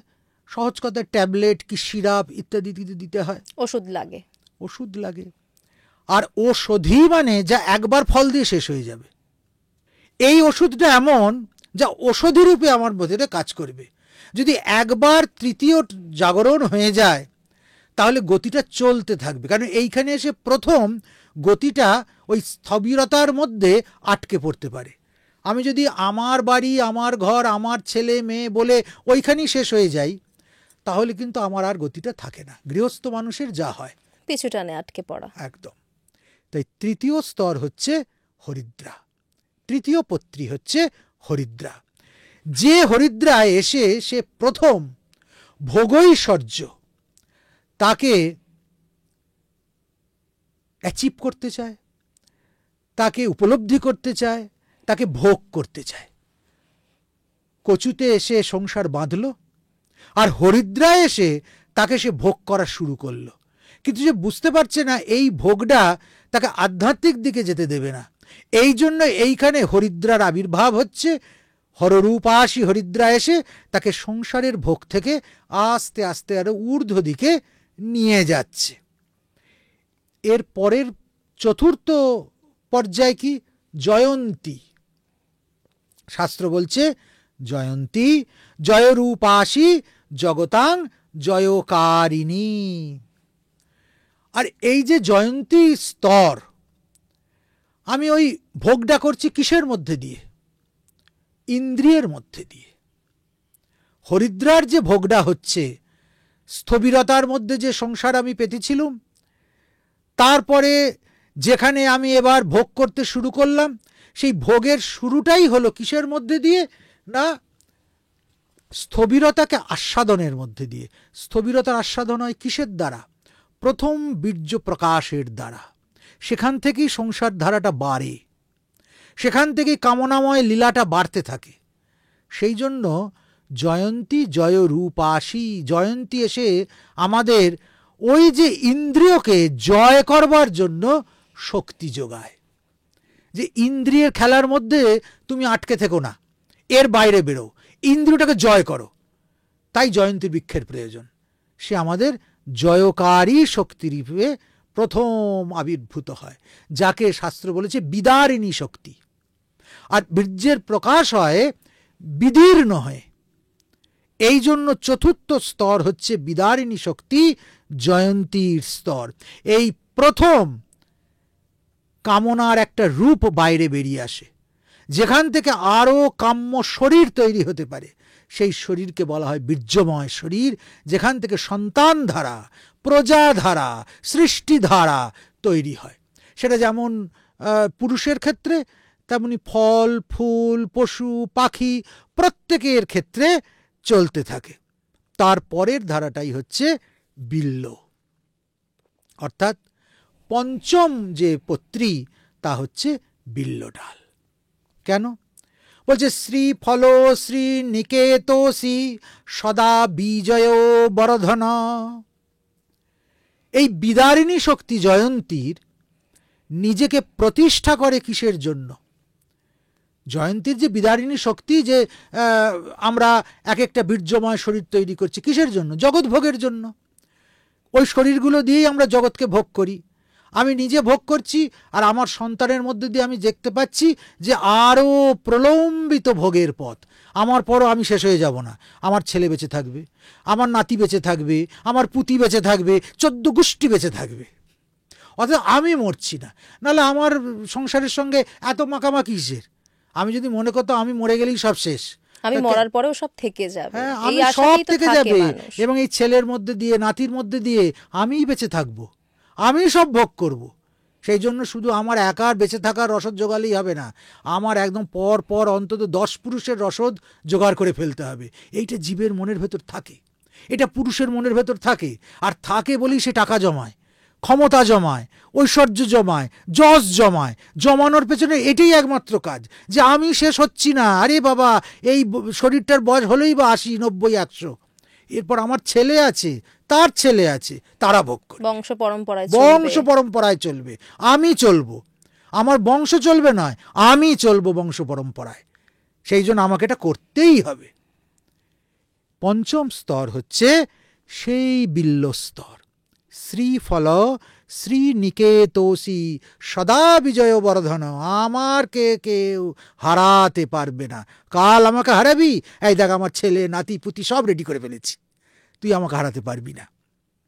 এই যে বুদ্ধিটা, আচ্ছা এটা জাগে কোথায়? মাথায়। হ্যাঁ, মানে এটা প্রথম মাথায় আসে। সব তো প্রথম মাথাতেই আসে। তাহলে কামনা প্রথম স্ফুরিত হয় বাক রূপে কোথায়? মস্তিষ্কে। তার শ্রীফল, কটি ফল আমরা নবপত্রিকায় লাগাই? 2টি ফল, যুগ্মবিল্ল। এই যুগ্মবিল্ল কি? এই যুগ্মবিল্ল হচ্ছে আমাদের অনুমস্তিষ্ক এবং গুরু মস্তিষ্ক। এই একটা ফরমেশন তৈরি হচ্ছে। আমি তো একটু আগেই বলেছি যে বেলগাছটা হচ্ছে শিরদাঁড়ার প্রতীক, আর শিরদাঁড়ার শেষ প্রান্তে থাকে হচ্ছে মস্তিষ্ক। সেই মস্তিষ্কের 2টি ভাগ, একটা অনু এবং একটা গুরু।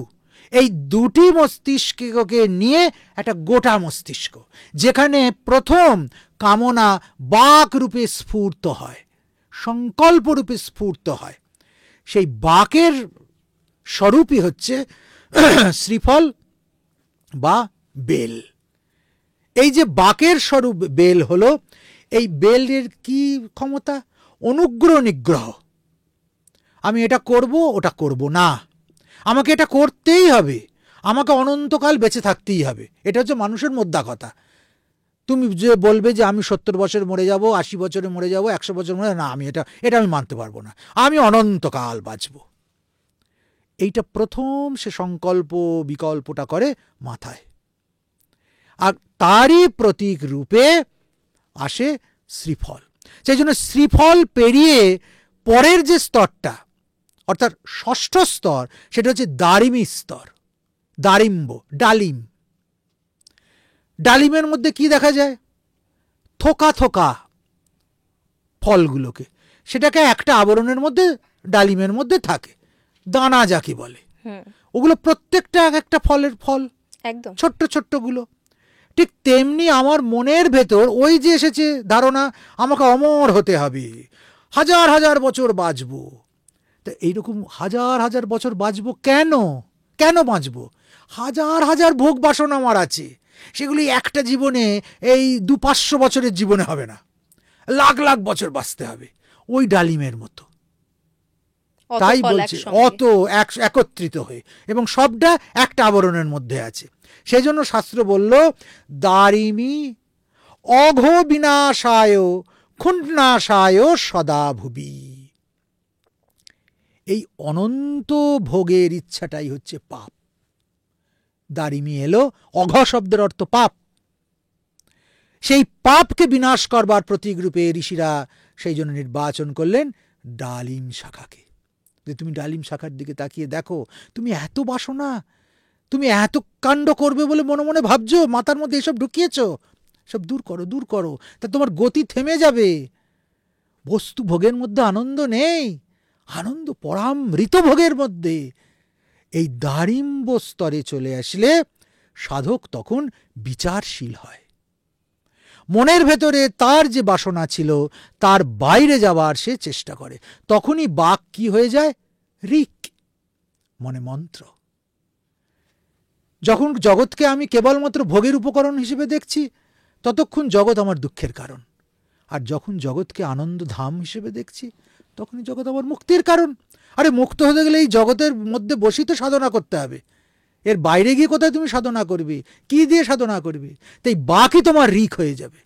এই দারিম্ব স্তরে এসে বাক ঋকে উন্নীত হলো। তাহলে গতি আস্তে আস্তে আস্তে আস্তে বাড়ছে, উপরের দিকেই যাচ্ছে। এই যে ঋক হয়ে উঠল দারিম্ব স্তরে এসে, এই ঋক আমাদের কোন দিকে নিয়ে যাচ্ছে? সপ্তম স্তর হচ্ছে অশোক। অশোকে কি হয়? শোক রাহিত্য। কি সুন্দর করে ঋষিরা মন্ত্রোচ্চারণ করলেন, স্থিরা ভব সদা দুর্গে অশোকে শোকহারিণী। হে মা, তুমি এই অশোক বৃক্ষ অবলম্বন করে শোকহারিণী হয়ে তুমি আমার কাছে এসো। যখন আমি বাসনা যে একদম ওয়ার্থলেস বুঝতে পারলাম, যে বাসনা টাসনা করে কোনো লাভ নেই, জীবনে কারোর কোনো বাসনা তৃপ্ত হবে না, যদি বাসনাটাই ত্যাগ করে ফেলতে পারলাম, তখন আর কিসের জন্য শোক? মানুষ শোক করে কিসের জন্য? গাড়ি বাড়ির জন্য তো, কামনা বাসনার জন্য, ছেলে বউয়ের জন্য তো, বস্তু জগতের জন্য তো। যখন আমি বস্তু জগৎটাই আমার কাছে ফালতু হয়ে গেল, বুঝতে পারছি এই বস্তু জগতের মধ্যে আনন্দ নেই, তখন আমার কিসের শোক? তাই বলছে অশোকে শোক ও হারিনি, এটাও গতি। এইখানে ঋক কি হয়ে গেল? শাম হয়ে গেল, মন্ত্রের শ্রেষ্ঠ। ভগবান বলেছেন আমি শামস্বরূপ, গীতায় 4 বেদের মধ্যে আমি শামস্বরূপ। এই সে দেবত্বের দিকে ধীরে ধীরে ধীরে ধীরে পৌঁছে গেল। এটা সপ্তম স্তর, সপ্তমী। ঘট বসে গেছে, পত্রী প্রবেশ হয়ে গেছে, সামনে জল জল করছে দশপ্রহরানিনী ধারিণী মা দুর্গা, তার সামনে বসে সাধক বুঝতে পারছি এটি জগৎ। এরপরে আমরা সামস্তর থেকে চলে যাচ্ছি অষ্টম স্তরে। অষ্টম স্তরে কি আছে? অষ্টম স্তরে আমরা দেখতে পাচ্ছি পরের বৃক্ষ। সেই পরের বৃক্ষটি কি? সেই পরের বৃক্ষটা হচ্ছে মানকচু। আগে একটা কচু গাছ পেয়েছি, এবার হলো মানকচু। মানকচুকে লক্ষ্য করে ঋষিরা কি বললেন? মানো মান্যেষু বৃক্ষেষু মাননীয় সুরাসুরৈ। অর্থাৎ এই বৃক্ষকে সুর এবং অসুর উভয়ই মেনে চলে। কেন মানকচুকে? হ্যাঁ, কেন মানকচুকে অসুর এবং রাক্ষস সবাই মেনে চলছে কেন? মানকচুর তরকারি এত ভালো লাগছে কেন? বলছে না, এখানে মান মানে তা নয়, এখানে মান মানে হচ্ছে ভোগ, ভগবত মানময় হয়ে ওঠা অভগবৎ চিত্ত থেকে। যখন আমার বাসনা চলে গেল, যখন এই জগৎটা আনন্দ ধাম বলে আমি বুঝতে পেরে গেলাম, তখন যা কিছু অপারমার্থিক ছিল সেটাই পারমার্থিক হয়ে গেল। ঠাকুর বলছেন লোহার তলোয়ার সোনার তলোয়ারে রূপান্তরিত হয়ে গেল। এই যে স্তর, এটাই হচ্ছে মানের স্তর। এই যে মানের স্তর অর্থাৎ অষ্টম স্তর, এই অষ্টম স্তরেই আসে শেষের দিকে সন্ধি পূজা। সেই সন্ধি পূজা আমরা কি করি? 108টা প্রদীপ জ্বালি। এই 108টা প্রদীপ কিসের প্রতীক হয়ে আসছে? এই 108টা প্রদীপ আসছে 6টা রিপু, 6, 11টা আসক্তি, 11, তার সঙ্গে আসছে 64টি রস। কেন এতক্ষণ তো জগৎ ভোগের কথা হচ্ছিল, আর জগৎকে আমরা ভোগ করি কেন? রস পাই বলে। তো রস কত রকম আছে? 64টা রস আছে, তাহলে 64। তার সঙ্গে ভাব কত রকম আছে? 27। তাহলে আমরা দেখলাম 6টা রিপু, 11টা আসক্তি, 64টা রস এবং 27টা ভাব। এই 4টেকে মিলিয়ে দিলে সংখ্যা হয়ে যাচ্ছে 108। সন্ধি পূজার যে 108 প্রদীপ, তা এই বিবৃত যে জগৎ, দৃশ্যমান যে জগৎ, তাকে ভোগ করবার ইচ্ছা এবং সেই ইচ্ছা থেকে উত্তীর্ণ হয়ে পরাগতি লাভ করবার প্রতীকই হচ্ছে ওই 108 সন্ধি পূজার প্রতীক। তাই এই অষ্টম স্তরে এসে, অর্থাৎ মানস স্তরে এসে ভগবৎ মানময় জগৎকে আমরা দেখছি এবং তাকে আরতি করছি 108 প্রদীপ দিয়ে। এর পরের স্তর কি? নবম স্তর। সেই নবম পত্রিকাটি কি? ধান, ধান্য। লক্ষ্মীস্ত্বম ধান্য রূপাসি প্রাণিনাং প্রাণদায়িনী। আমরা সমস্ত কিছু করার শেষকালটা কিসের জন্য? শ্রী সম্পন্ন হবার জন্য। শ্রীলোকে, পরম লোকে, পরাপ্রাপ্তিতে যাতে আমাদের উত্তীর্ণ হতে পারি, তার জন্যই হচ্ছে এই ধান তার প্রতীক হয়ে আসলো, আর তারই সাধনা। অর্থাৎ নবপত্রীর যে কল্পনা ঋষিরা করলেন, তা স্তরে স্তরে কুণ্ডলিনীকে একদম স্থূল জগৎ ভোগ থেকে নিয়ে পরাপ্রকৃতি শ্রীবান যে নিত্য জগৎ, সেইখানে উত্তীর্ণ করে দেওয়ার যে প্রয়াস, সেটাই হচ্ছে ঋষিদের পরিকল্পিত নবপত্রিকার সাধনা বা নবপত্রী প্রবেশ, যার সপ্তমীর দিনের বিশেষ। আর একটা বিশেষ আছে সপ্তমীতে, সেটা হচ্ছে মহাস্নান। হ্যাঁ, দুর্গাপূজার স্নান সে 4টিখানি কথা নয়। দেখো, সমস্ত পূজাকে আমরা বলি পূজা, কিন্তু কেবলমাত্র দুর্গাপূজার আগেই আমরা ব্যবহার করি মহাপূজা। হ্যাঁ, এটা কেন? মানে সমস্ত পুজোর ক্ষেত্রে পুজো এবং দুর্গা পুজোর ক্ষেত্রে সেটা মহাপুজো কেন? কালী পুজো কিন্তু মহাপূজা নয়, জগদ্ধাত্রী পূজা মহাপূজা নয়, গণেশ পূজা মহাপূজা নয়, দুর্গা পুজো মহাপুজো। শাস্ত্রে বলা আছে যে 4টি লক্ষণ যে পূজায় থাকবে, সেই পূজাটা পূজা নয়, সেটি মহাপূজা। কি কি সেই লক্ষণ? স্নপন, হবন, পূজন, বলিরূপাহা। এই 4টি স্তর থাকতে হবে। স্নপন অর্থাৎ মহাস্নান থাকতে হবে। পূজন অর্থাৎ ষোড়শোপচার পূজা থাকতে হবে। দুর্গাপূজা ষোড়শোপচার পূজা আছে। হবন, হবন মানে যজ্ঞ থাকতে হবে, এবং বলিদান থাকতে হবে। এই 4টি জিনিস যদি না থাকে, তাহলে সেটা মহাপূজা নয়। ফলে যারা দুর্গাপূজা বলিবিহীন করছে, তাদের দুর্গাপূজা দুর্গাপূজাই নয়, মহাপুজো আর হলো না, একেবারেই হলো না। সেটা দুর্গা থিয়েটার হতে পারে, কিন্তু দুর্গা পূজা নয়। এবং সেখানে পশু বলি দিতে হবে। নবমী দণ্ডে পশু বলির বিধান আছে শাস্ত্রে। পশু বলির দ্বারা মহাদেবীর উপাসনা শাস্ত্র বিহিত। বলি ব্যতি রেখে যারা পূজা করবেন, তাদের পূজা সিদ্ধ হবে না। অন্তত পশু বলি না দিয়ে তাকে ফল বলিও দিতে হবে, অর্থাৎ খড়গাঘাত তাকে করতেই হবে। মানে চাল কুমড়ো বা আগ বলি দিলেও চলবে, সেটাও চলতে পারে, কিন্তু দিতে হবে। কোনোভাবে, কোনো যুক্তিতে, কোনো কারণে বলিকে অ্যাভয়েড করা যাবে না। তাহলে ওই 4টে শর্ত পূরণ হবে না, আর পূরণ না হলে সেটা মহাপূজা হবে না। কিন্তু দুর্গাপূজা মহাপূজা। সপ্তমীর দিন মহাস্নান হয়। মহাস্নান কি?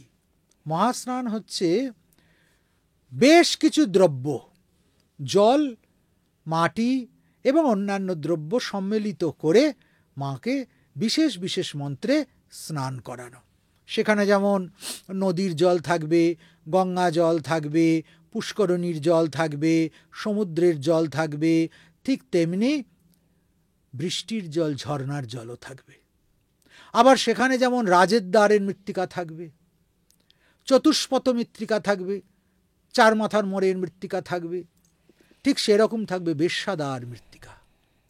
দুর্গাপূজা এরকম বহু দ্রব্যের সম্মেলন। সেখানে রাজা থেকে বেশ্যা কেউ সেখানে পরিত্যক্ত নয়, সকলকে প্রয়োজন হবে। তিনি তো সবারই মা, সবার মা।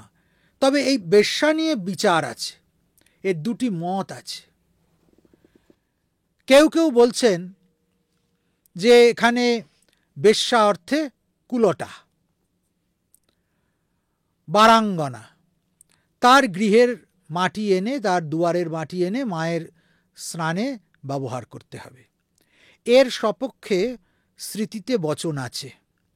যারা একথা বলছেন তারা ভুল বলছেন না, কিন্তু তার থেকে আবার একটা প্রশস্ত কল্প আছে। সেখানে বলছে ন বেশ্যা কুলটা প্রিয়ে। হে দেবী, এখানে বেশ্যা অর্থে কিন্তু কুলটা নয়, বারাঙ্গনা নয়। তবে কে বলছে? যারা পূর্ণাভিষিক্তা, সেই সব ভৈরবীরা হচ্ছেন বেশ্যা। এবং সেক্ষেত্রে দেবী কালিকা হচ্ছেন পরমা বেশ্যা। তস্মাৎ বেশ্যা বরা মতাহা। বেশ্যা মানে বরণীয়া শক্তি। একেবারে নতুন একটা কথা বললেন কিন্তু আপনি। সেই জন্য সবচেয়ে প্রশস্ত হয় এই, যদি কালী মন্দিরের মাটি, প্রতিষ্ঠিত কালী মন্দিরের মাটি, বা দশমহাবিদ্যা মন্দিরের মাটি, বা যে গৃহে ভৈরবী বাস করেন, শাস্ত্রসিদ্ধা ভৈরবী, সেই গৃহের মাটি মায়ের মহাস্নানে এনে লাগানো যায়। আর যারা স্মার্তমতে পূজাদি করছেন তারা সেক্ষেত্রে বারাঙ্গনার গৃহের মাটিও ব্যবহার করতে পারেন। তার সপক্ষেও যুক্তি শাস্ত্রে আছে। এই জন্যই এই বিচারটায় গেলাম যে আমাদের অজ্ঞান, সংকীর্ণতা যেন কেটে যায়। দুর্গাপূজা শুধু পূজা নয়, এটা একটা বিরাট সামাজিক বন্ধন, যার মধ্যে হাজার হাজার লক্ষ লক্ষ বছরের ঋষির প্রজ্ঞা উদ্ভাসিত হয়ে উঠেছে। মা যে কত বড়, কত বিরাট, কত বৃহৎ, তাকে উপলব্ধি করতে হয় এই উপাচার এবং উপকরণের বাহুল্যের মধ্যে দিয়ে, যে সহজে তাকে পাওয়া যায় না। শুধু তাই নয়, মায়ের স্নানের শেষে একটি অষ্টকলশ স্নান আছে। 8টা কলসি দিয়ে স্নান করাতে হয় মাকে। এই কলসিগুলো এক একটা জলে পূর্ণ থাকে। কোনোটা সাগরের জল, কোনোটা বৃষ্টির জল, এই রকম। এই জলগুলো দিয়ে স্নান করাবার সময় 8টা ভিন্ন ভিন্ন রাগিনীর প্রয়োগ করতে হয়। 8 রকমের বাজনা আছে, সেগুলো প্রয়োগ করা হয়। এগুলো কি সব জায়গায় হয়? আমাদের আশ্রমে এই অষ্টকলশ স্নান যখন হয় তখন এই ভিন্ন ভিন্ন রাগিনীগুলো বাজানো হয় এবং ভিন্ন ভিন্ন বাদ্যও বাজানো হয়, তার ব্যবহার হয়। আর জল মাটির ক্ষেত্রে তো প্রশস্ত মাটি, একেবারে যথাযথ নিয়ম দ্বারা সংগৃহীত জল এবং মাটির এবং উপকরণের ব্যবহার করা হয়।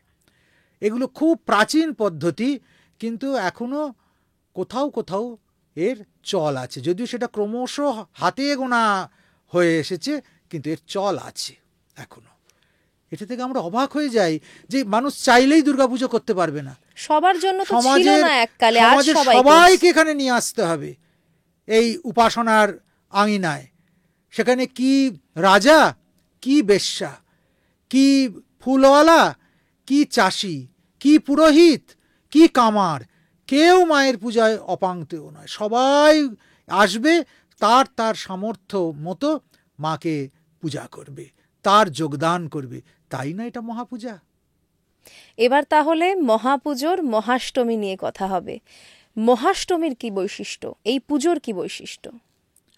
মহাষ্টমীর সবচেয়ে বড় বৈশিষ্ট্য, মহাষ্টমীতে আমাদের চতুর্বর্গ সিদ্ধির জন্য আমরা কামনা করি মায়ের কাছে। চতুর্বর্গ ধর্ম, অর্থ, কাম, মোক্ষ। দেবী একমাত্র সমর্থ সাধককে একসঙ্গে চতুর্বর্গ দিতে। অন্যান্য দেবদেবীরা কোনো কোনো বিশেষ বিশেষ বর্গ দিতে পারেন, কেউ ধর্ম, কেউ অর্থ, কেউ কাম, কেউ মোক্ষ। একমাত্র দেবী দুর্গাই চতুর্বর্গ প্রদায়িনী, তিনি চতুর্বর্গ দিতে পারেন। আর অষ্টমীতেই প্রথম মায়ের বরদাত্রী মূর্তির প্রকাশ হয়। এই জন্য অষ্টমীর দিন আমরা সকালে এত পরিপাটি করে মাতৃচরণে পুষ্পাঞ্জলি দিতে যাই, যে মা আর কি দেব তোমায়, আমার অন্তরের ভক্তি তুমি নাও, আর আমার এই মনস্কামনা তুমি পূর্ণ করো। আর তার চেয়েও মহত্বপূর্ণ অষ্টমীর শেষ ক্ষণ, অষ্টমীর শেষ 24 মিনিট আর নবমীর প্রথম 24 মিনিট, সন্ধিক্ষণ। এই দুটি মিলিয়ে 48 মিনিট, একেই বলা হয় সন্ধি। অষ্টমী শেষ হয়ে যাচ্ছে, নবমী শুরু হচ্ছে। এই সময় জেগে উঠছেন এক নতুন দেবী। দেবী দুর্গার তৃতীয় নেত্র থেকে এই দেবী আবির্ভূতা হচ্ছেন। সেই জন্য সন্ধি পূজায় দুর্গার পূজা নয়, হয় এক নতুন দেবীর পূজা, নাম তার চামুণ্ডা। শাস্ত্রকার, পুরোহিত, সাধক সাধনের আসনে বসে সন্ধি পূজার সেই গূঢ় লগ্নে মাকে আবাহন করছেন। দশপ্রহরণধারিণী, জগৎ উজ্জ্বলকারিণী সেই দেবী মূর্তির ভিতর থেকে বেরিয়ে আসছে এক নতুন দেবী, যিনি রক্তলোলুপা, যিনি শুষ্ক মাংসাতি ভৈরবা, যিনি কটোরাক্ষী, যিনি বিনিষ্ক্রান্ত শিপাসিনী। কালী कराल বদনা বিনিষ্ক্রান্ত শিপাসিনী, বিচিত্র খট্টাঙ্গ ধরা নরমালা বিভূষণা, দীপি চর্ম পরিধানা শুষ্ক মাংসাতি ভৈরবা, অতি বিস্তার বদনা জিহ্বা ললন ভীষণা, নিমগ্না আরক্ত নয়না নাদা পূরিত দিংমুখা। মৃত্যু, পরম মৃত্যু, চরম মৃত্যু, সেই মৃত্যুরই আর এক নাম চামুণ্ডা। যে দেবীর চরণের কাছে স্তূপীকৃত হয়ে রয়েছে ছিন্ন মুণ্ড মহিষের দেহ, ছাগের রক্তে মন্দিরের প্রাঙ্গণ ভেসে যাচ্ছে। গম্ভীর আননে সাধক মাকে বন্দনা করছেন, আর সেই সন্ধি পূজার মণ্ডপখানি মম করছে কারণের গন্ধে, প্রস্ফুটিত 108 পদ্মের সৌরভে আরতিতে দেবী চামুণ্ডা। শাস্ত্রে চামুণ্ডা শব্দটি এসেছে চমন থেকে। চমন মানে কি?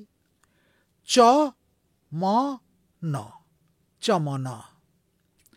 চ শব্দের অর্থ হচ্ছে চেতনা, ম শব্দের অর্থ হচ্ছে মৃত্যু। এমন একটা স্তর যেটা না চেতন না অচেতন, না অষ্টমী না নবমী, এই দুটোর মধ্যবর্তী একটা স্তর। সেই স্তরে যখন সাধক পৌঁছে যান, তখন তার সঙ্গে যার দেখা হয় তিনি চামুণ্ডা, মৃত্যুরূপা জগজ্জননী। জীবনের একমাত্র সত্য হচ্ছে মৃত্যু, তাই তার পূজা হয় শোণিত ধারায়, রক্তধারায়।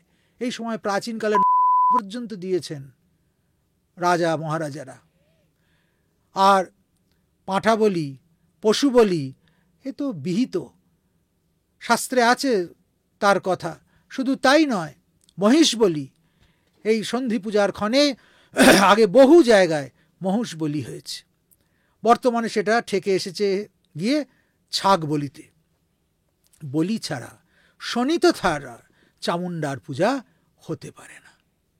যারা বলে যে মা কি তার সন্তানকে চায়, আরে মৃত্যুর কাছে কে মা কে বাবা, কে পুত্র কে কন্যা, মৃত্যুর কারোর প্রতি অনুরাগ নেই। এবং জীবনের এটাই চরম সত্য। মৃত্যুরূপা যখন সামনে দাঁড়িয়ে থাকে, তখন তাকে শোণিতের দ্বারাই বরণ করতে হয়, তাকে ওই প্রচণ্ড রুধির দিয়েই আপ্যায়ন করতে হয়। কেন? রুধিরের মধ্যে কি আছে? আছে উষ্ণতা, রক্ত যখন ঠান্ডা হয়ে যায় তখন সেই মৃত্যুমুখে পতিত হয়। আর রক্ত যতক্ষণ উষ্ণ থাকে ততক্ষণ পর্যন্ত প্রাণের গতি সচল থাকে। সেই জন্য উষ্ণ রুধিরে মায়ের আপ্যায়ন হয়। তাই রুধির ধারা ব্যতীত চামুণ্ডার পূজা করা সম্ভব নয়। তিনি জগতে সব কিছুকে গ্রাস করছেন, চমন করছেন, সমস্ত কিছু তার দ্বারা কলয়িত হচ্ছে। সমস্ত কিছু কলন করে তিনি দিব্য প্রভাবে, দিব্য বিভায় উদ্ভাসিত হচ্ছেন।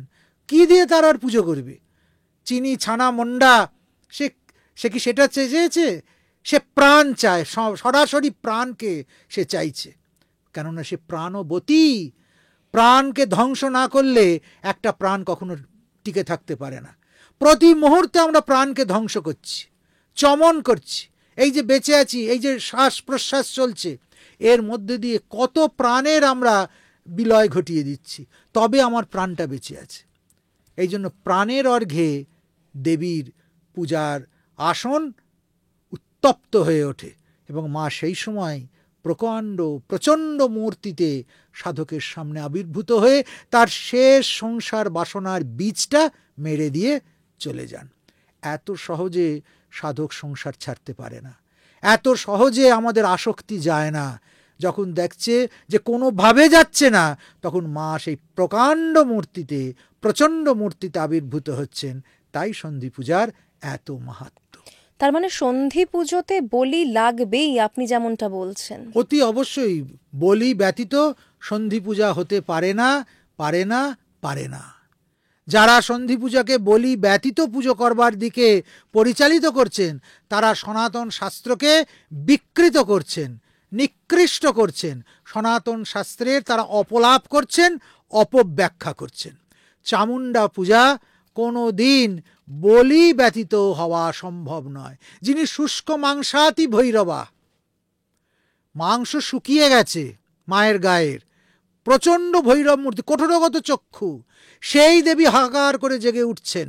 তার অট্টট্ট হাস্যে সমস্ত পূজা মণ্ডপ ভেসে যাচ্ছে। তাকে কি দিয়ে সন্তুষ্ট করবে? তাকে এই উষ্ণ রুধির দ্বারাই সন্তুষ্ট করতে হবে। অতি বিস্তার বদনা, যখন ভগবান গীতাতে বিশ্বরূপ দেখিয়েছেন, তখনও তো সেই বিস্তারিত বদন আমরা দর্শন করেছি। সেই বদনের মধ্যে আমরা কি দেখেছি? তার এক একটা দাঁতের খোঁচায় কোথাও বীরেদের মাথা, কোথাও পা, কোথাও হস্তি, অশ্ব সব লেগে লেগে রয়েছে।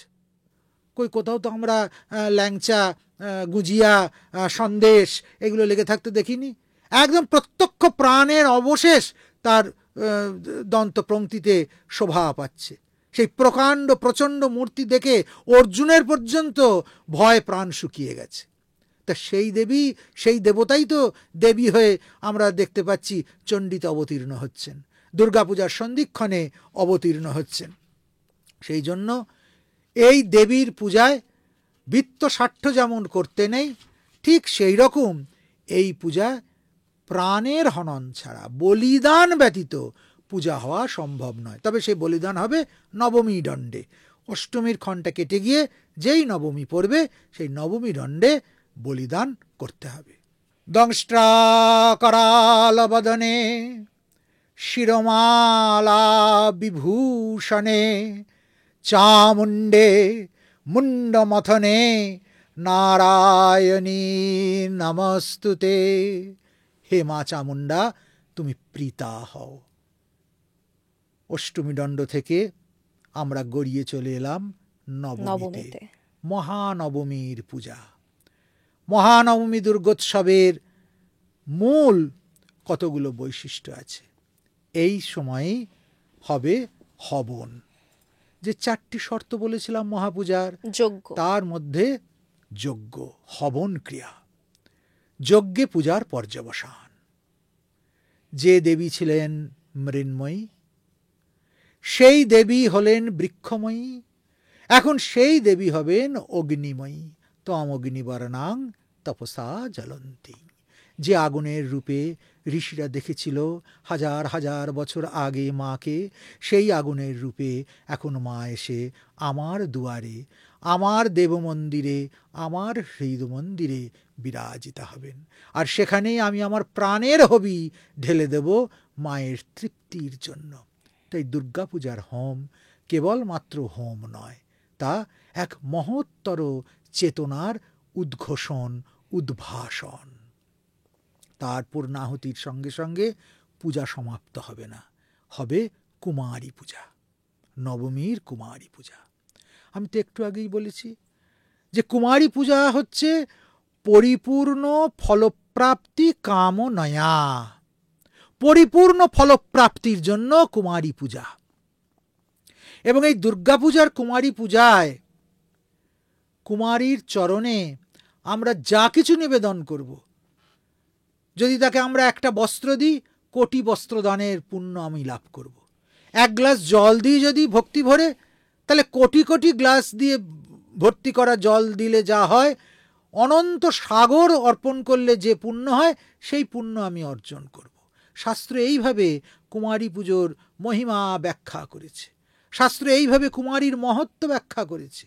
1 থেকে 16 বছর পর্যন্ত মেয়েকে কুমারী হিসেবে পূজা করা যায়, তবে যাবৎ পুষ্পং ন বিদ্যতে, যতক্ষণ তাদের রজদর্শন হচ্ছে না। এবং বর্ষভেদে তাদের নাম ভেদ আছে। সেই উপযুক্ত কুমারীকে চয়ন করে মায়ের বিগ্রহের পাশে বসিয়ে সাক্ষাৎ দেবী জ্ঞানে তাকে পূজা করতে হয়। নবমী মানে আরও একটা বিষয় আমাদের মাথায় আসে, সেটা হলো নবমীর ভোগ। এটার কোনো বিশেষত্ব রয়েছে কি? নবমীর দিন সররস সম্পৃক্ত করে ভোগ দেবার কথা শাস্ত্রে আছে। সেখানে যেমন মিষ্টি থাকবে, তেমনি তিতো থাকবে, টক থাকবে, আর আমিষ ভোগ। আমিষ ভোগ তো এই দিনকে মাকে দিতেই হবে। যাদের আমিষ ভোগ দেবার প্রচলন আছে তারা দেবে। সে আমিষ ভোগে বিভিন্ন মাছ থাকবে, বলির মহাপ্রসাদ থাকবে, অর্থাৎ বলির মাংস থাকবে, এবং এমনভাবে ভোগ সাজাতে হবে যেন সেটা দেখে সকলের হৃদয় সন্তুষ্ট হয়। কারণ এটাই হচ্ছে নবমী পূজার বা এই মহাপূজার অন্তিমকালের অন্নভোগ। সমস্ত উজাড় করে সামর্থ্য মতো মায়ের কাছে ভোগের ডালা সাজিয়ে দিতে হয়। আর একটা বিষয় যেটা এখনও বহু জায়গায় পালন হয়, সেটা হচ্ছে শাবর উৎসব। এই নবমীতে শাবর উৎসব হয়। শাবর উৎসব কি খুব মজার জিনিস, যে আমাদের দুর্গাপূজার ঋষিরা যে কল্পনা করেছেন বা যে দুর্গাপূজার ব্যবস্থা দিয়েছেন, সেখানে যে কেউ অপাংতেও নয়। যেমন কোনো জাতি, কোনো বর্ণ অপাংতেও নয়, ঠিক তেমনি কোনো বর্ণও অপাংতেও নয়। শাবর উৎসব হয় বলিদানের পর। বলি হয়ে গেল, পশুর শীর্ষদেশ মন্দিরে চলে গেল।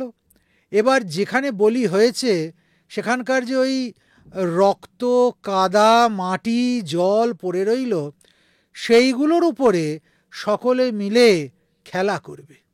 আর খেলা করতে করতে অশ্লীল শব্দ বাচন, একে বলে শাবর উৎসব। আসলে এই শাবর উৎসব আমাদের অন্তজ জাতির যোগদান থেকে এসেছে। তারা তাদের মতো করে ওই রক্ত নিয়ে, মাটি নিয়ে পরস্পরের গায়ে মাখিয়েছে, আনন্দ করেছে। একেবারে অন্তরকে খুলে দিয়ে একদিকে যেমন চণ্ডীপাঠ আছে, একদিকে যেমন মন্ত্রোচ্চারণ আছে, একদিকে যেমন মহাস্ত্রাণের গান আছে, বাজনা আছে, রাগরাগিনী আছে, একদিকে যেমন ঘরের বউয়েদের হলুধ্বনি আছে এবং ওস্তাদদের বিভিন্ন সঙ্গীত বিস্তার আছে, তার পাশাপাশি প্রাকৃতজনের একেবারে প্রাকৃত সম্ভাষণে মাকে সন্তুষ্ট করবার একটা প্রয়াসও আছে। কোথায় হয় এটা? কুচবিহারে হয় এবং বিভিন্ন জায়গায় এই শাবর উৎসব কিন্তু পালন করা হয়। যদিও সেই উৎসবের ধ্বনি কতটা কর্ণের পক্ষে সুখকর সেটা তো বুঝতেই পারা যাচ্ছে, কিন্তু তবু আনন্দ তো আনন্দই। হ্যাঁ, এবং এই নির্মল আনন্দ সমস্ত জাতিকে, বর্ণকে সকলকে যেন ওই প্রাঙ্গণের মধ্যে, দুর্গোৎসবের মধ্যে একাত্ম করে দেয়। মানে যে যেরকম ভাবে পারলো মায়ের কাছে এসে নিজের তাকে ভালোবাসা দেখালো। সমর্পণ করে দিয়ে গেল। এই সমর্পণেই তো দুর্গাপুজোর সবচেয়ে বড় আনন্দ। তাই দুর্গাপুজো শুধু পুজো নয়, মহাপুজো, শুধু উৎসব নয়, মহোৎসব। কিন্তু এরপরই যে চলে আসবে সব থেকে দুঃখের সময়, দশমী। যেই দিনটা আসুক আমরা কেউ চাই না। না, দশমী ঠিক দুঃখের নয়। অন্তত সাধকরা তো দশমীকে দুঃখ বলে দেখেনি। দশমীর দিন বিসর্জনের পর একটি মন্ত্রোচ্চারণ করা হয়, যেখানে সাধক মায়ের চরণ দুটো ধরে বলছে, যশৌতং মস্তক উপরি। হে মা, তোমার চরণ যার মাথার ওপর থাকে তার কি এই জগতে কিছু অপ্রাপণীয় থাকে? তার কোনো দুঃখ থাকে? তার কোনো বেদনা থাকে? তোমার চরণটা আমার মাথার উপর দাও, আমি যেন এমনি করে আনন্দে ভাসতে পারি। আর বিসর্জন হয় কোথায়? জলে তো বিসর্জন হয় না, বিসর্জন হয় হৃদয় গুহায়। যে হৃদয় থেকে আমরা মাকে বার করেছিলাম, সাধক দশমীর ক্ষণে সেই হৃদয়ে আবার সেই মাকে ফিরিয়ে নেন। যিনি এতক্ষণ আমার দুর্গা দালানে, আমার চণ্ডী মণ্ডপে, আমার নাট মন্দিরে বিরাজ করছিলেন, তিনি আবার আমার হৃদয় মন্দিরে ফিরে আসছেন। ভাবে পরিপূর্ণ হয়ে, সমস্ত কিছুতে তৃপ্ত হয়ে সাধক ধীর পদে মন্ত্রোচ্চারণ করতে করতে ফিরে যাচ্ছে তার আবার সাধনের আসনে, গৃহের অভ্যন্তরে। এই পরম প্রাপ্তি দুর্গাপূজার প্রাপ্তি। তাই দুর্গোৎসবের শেষে কোলাকুলি, দুর্গোৎসবের শেষে মিষ্টি খাওয়ানো, দুর্গোৎসবের শেষে বিজয়া। এই বিজয়া সমস্ত অশুভের বিরুদ্ধে বিজয়া লাভ করা, শুভকে বরণ করে নেওয়া। এখানেই পূজার পর্যবসান। এত সুন্দর করে আপনি পুজোর দিনগুলোকে ব্যাখ্যা করলেন, আমি সত্যি এর আগে এত সুন্দরভাবে ব্যাখ্যা কখনো শুনিনি। কিন্তু এখান থেকে একটা প্রশ্ন কোথাও মাথায় চলে আসছে, এই যে ধরুন মাকে এত নিয়ম নিষ্ঠা ভরে পুজো করতে হবে, মায়ের রূপ নিয়ে এত স্পেসিফিকেশন আছে, সেখানে আজকে যখন আমরা পুজোগুলো দেখছি, থিমের পুজোগুলো দেখছি, তখন তো সেখানে এসব কিছুর অভাব দেখতে পাই। থিমের পুজোর এক কথায় যদি বলতে হয়, তাহলে থিমের পুজোর আমরা সমর্থন করতে পারি না। কেননা আমার মা কোনো থিমের বস্তু নন। আমার শিল্পকলা, আমার কৃৎকৌশল আমি নিশ্চয়ই দেখাবো, কিন্তু সেটাকে শাস্ত্রাচার লঙ্ঘন করে নয়।